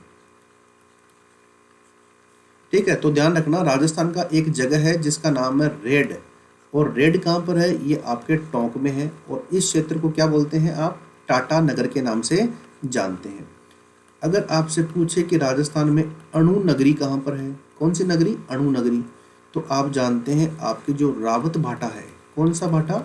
रावत भाटा। रावत भाटा कहाँ पर है? आपके चित्तौड़गढ़ में है भैया। कहाँ पर? चित्तौड़गढ़ में, ठीक है। तो भाई ये जो रावत भाटा है, ये इसको अणु नगरी बोलते हैं, और ये रावत भाटा जो है आपके चित्तौड़गढ़ में है। आगे चलते हैं। उसके बाद में अगर आपसे पूछे कि राजस्थान में छोटी काशी कहाँ पर है, ठीक है ना, छोटी काशी। या फिर आपसे पूछे कि राजस्थान में बावड़ियों का शहर कहाँ पर है, ठीक है ना, बावड़ियों का शहर कहाँ पर है, छोटी काशी या बावड़ियों का शहर कहाँ पर है। तो आप इसे कहिएगा कि ये आपके कहाँ पर है? ये आपके बूंदी में है। कहाँ पर? बूंदी में, जहाँ पर आपके रामगढ़ विषधारी अभयारण्य है। कौन सा? रामगढ़ विषधारी अभयारण्य है, ठीक है ना। तो ये क्या है? आपके छोटी काशी या बावड़ियों का शहर है। इसके अलावा अगर आपसे पूछे कोई कि बताइए भाई ग्रेनाइट सिटी कहाँ पर है, ठीक है ना, तो ग्रेनाइट सिटी आपके कहाँ पर है? जालोर में है, ठीक है ना, क्योंकि जालोर और बाड़मेर में क्या है? आपके 56 की पहाड़ियाँ हैं, इसलिए। अगर आपसे पूछे कि राजस्थान का हृदय कहाँ पर है, क्या? राजस्थान का हृदय, ठीक है ना। या फिर आपसे पूछे कि राजस्थान, भारत का मक्का मदीना कहाँ पर है, ठीक है, तो इसका आंसर क्या होगा? इसका आंसर होगा आपके अजमेर। अजमेर में जो है आपके राजस्थान का हृदय है, और ये भारत का मक्का मदीना है।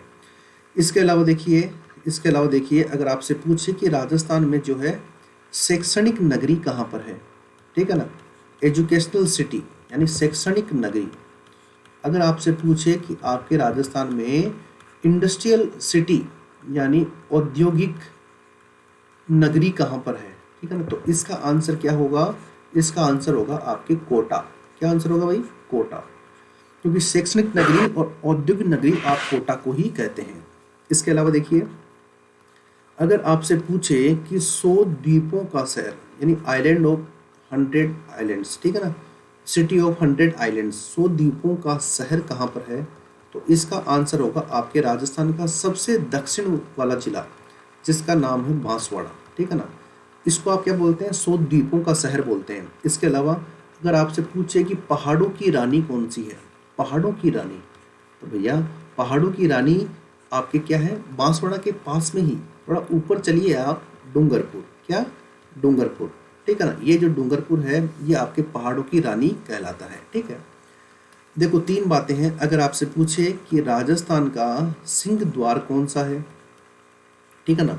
अगर आपसे पूछे कि राजस्थान का स्कॉटलैंड कौन सा है, ठीक है। और या फिर अगर आपसे पूछे कि पूर्वी राजस्थान का कश्मीर कौन सा है, पूर्वी राजस्थान का कश्मीर कौन सा है, पूर्वी राजस्थान का कश्मीर कौन सा है, ठीक है। तो इन तीनों का एक ही आंसर होगा और उसका नाम क्या है, अब महाराजा विनय सिंह की नगरी जिसका नाम है अलवर। क्या नाम है, अलवर। यानी सिंह द्वार कह लो, स्कॉटलैंड कह लो राजस्थान का, या पूर्वी राजस्थान का कश्मीर कह लो, एक ही बात है। तीनों का आंसर क्या होगा, अलवर होगा। स्कॉटलैंड इसलिए क्योंकि यहाँ पर शराब का काम भी बढ़िया मात्रा में होता है।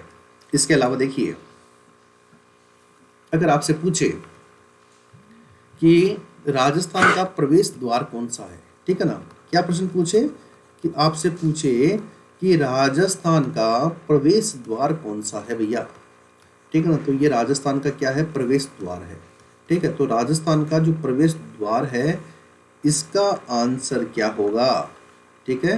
तो राजस्थान का जो प्रवेश द्वार है इसका आंसर क्या होगा, भरतपुर होगा भैया। क्या होगा, भरतपुर। ठीक है, अगर आपसे पूछे कि राजस्थान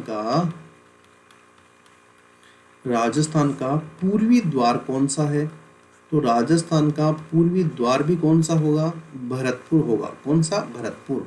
ठीक है, तो राजस्थान का प्रवेश द्वार पूछे या फिर पूर्वी द्वार पूछे, दोनों का आंसर क्या होगा आपके, भरतपुर होगा। इसके अलावा अगर आपसे पूछे राजस्थान में मरुस्थल का, किसका, मरुस्थल का प्रवेश द्वार बताइए। राजस्थान में मरुस्थल का प्रवेश द्वार बताइए। ठीक है ना, तो राजस्थान में मरुस्थल का प्रवेश द्वार आपके क्या है, जोधपुर है। क्या है भैया, जोधपुर। ठीक है, इसके अलावा देखिए, अगर आपसे पूछे कि राजस्थान में मानसून का प्रवेश द्वार बताइए, किसका, राजस्थान में मानसून का प्रवेश द्वार बताइए, प्रवेश द्वार। ठीक है, तो राजस्थान में मानसून का प्रवेश द्वार क्या है, बांसवाड़ा। क्या है, बांसवाड़ा। ठीक है, तो ये कुछ खास बातें थी जो आपको बताना था। एक बार वापस देख लेते हैं इनको। ठीक है, जैसे एक बार मोटा सा वापस रिवीजन भी हो जाए हमारा और चीज़ें हमें पता भी लग जाए। तो देखिए कहाँ से थे आज, बहुत ज़्यादा हो गया है ना। देखो भाई, जवालीपुर जालोर के बारे में हमने कोंकण तीर्थ देखा, तीर्थों का मामा। उसके बाद में तीर्थों का, देखो हाँ 2 बातें और देख लो यहाँ पे, एक बात याद आ गई है। देखो तीर्थों का मामा क्या है आपके,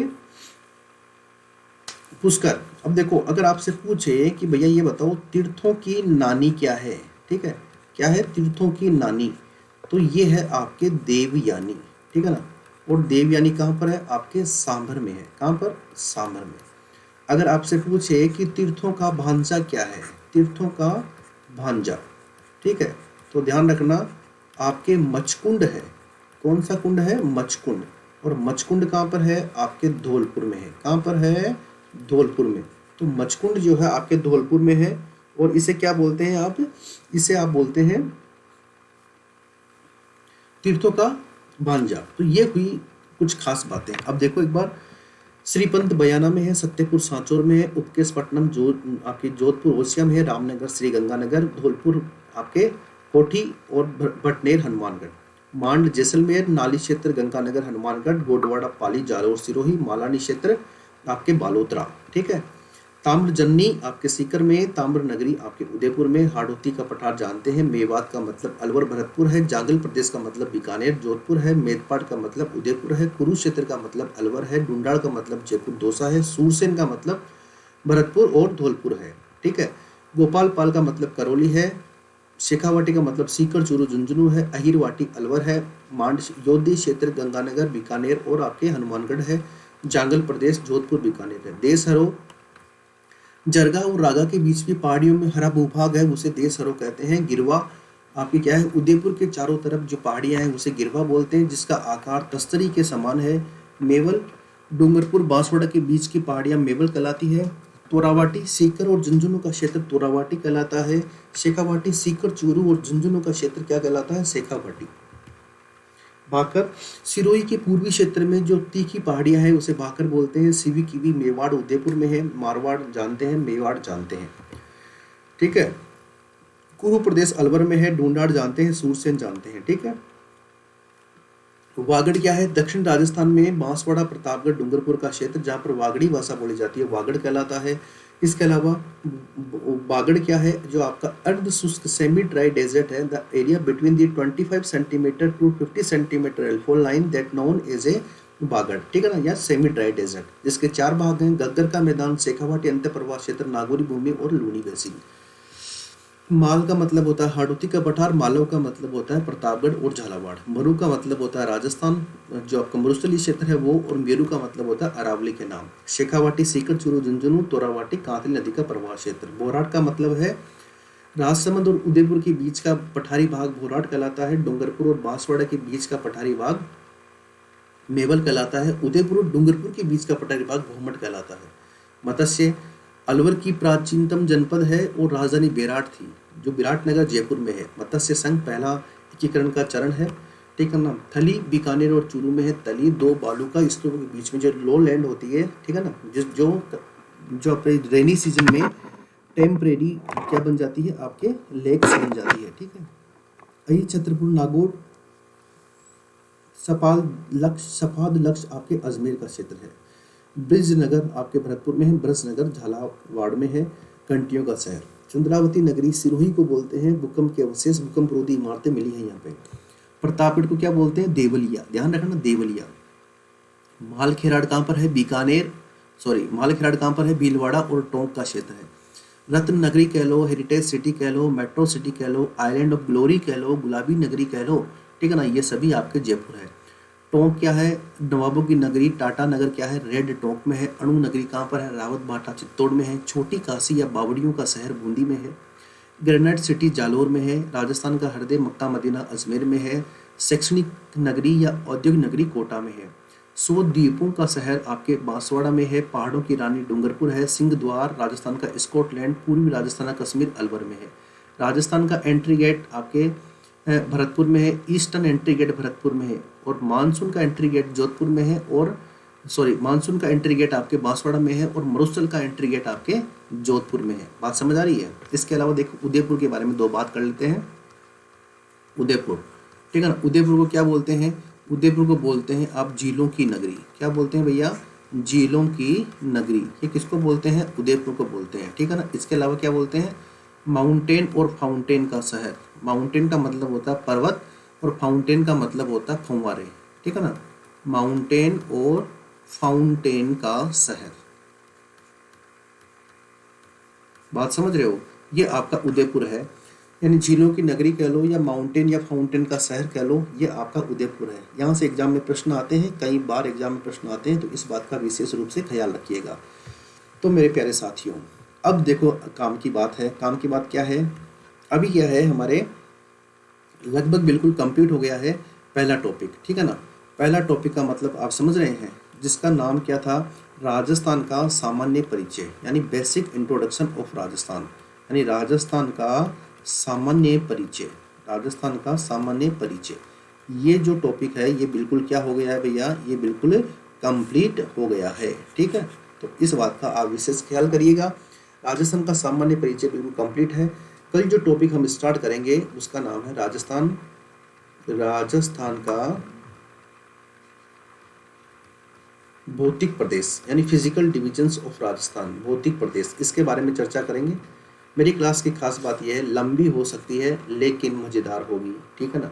हो सकता है क्लास के अंदर पढ़ने में मज़ा नहीं आए, लेकिन एग्ज़ाम के अंदर एग्ज़ाम करते हुए इतना मज़ा आएगा ना कि वहाँ बैठे बैठे इतने थैंक्स बोलोगे, ठीक है ना, कि जिसकी आप कल्पना नहीं कर सकते, ठीक है ना। इतना तो अपना गारंटी है। समय लगता है, लेकिन लास्ट टाइम इसको अच्छे से पढ़ लीजिए और बिल्कुल बेहतर तरीके से तैयार हो जाइए। इसको लाइक भी करें, शेयर भी करें, ठीक है ना, जिससे कंटिन्यू क्लासेस बेहतर तरीके से हो सके भाई साथियों, ठीक है। तो चलो आज के लिए इतना ही है।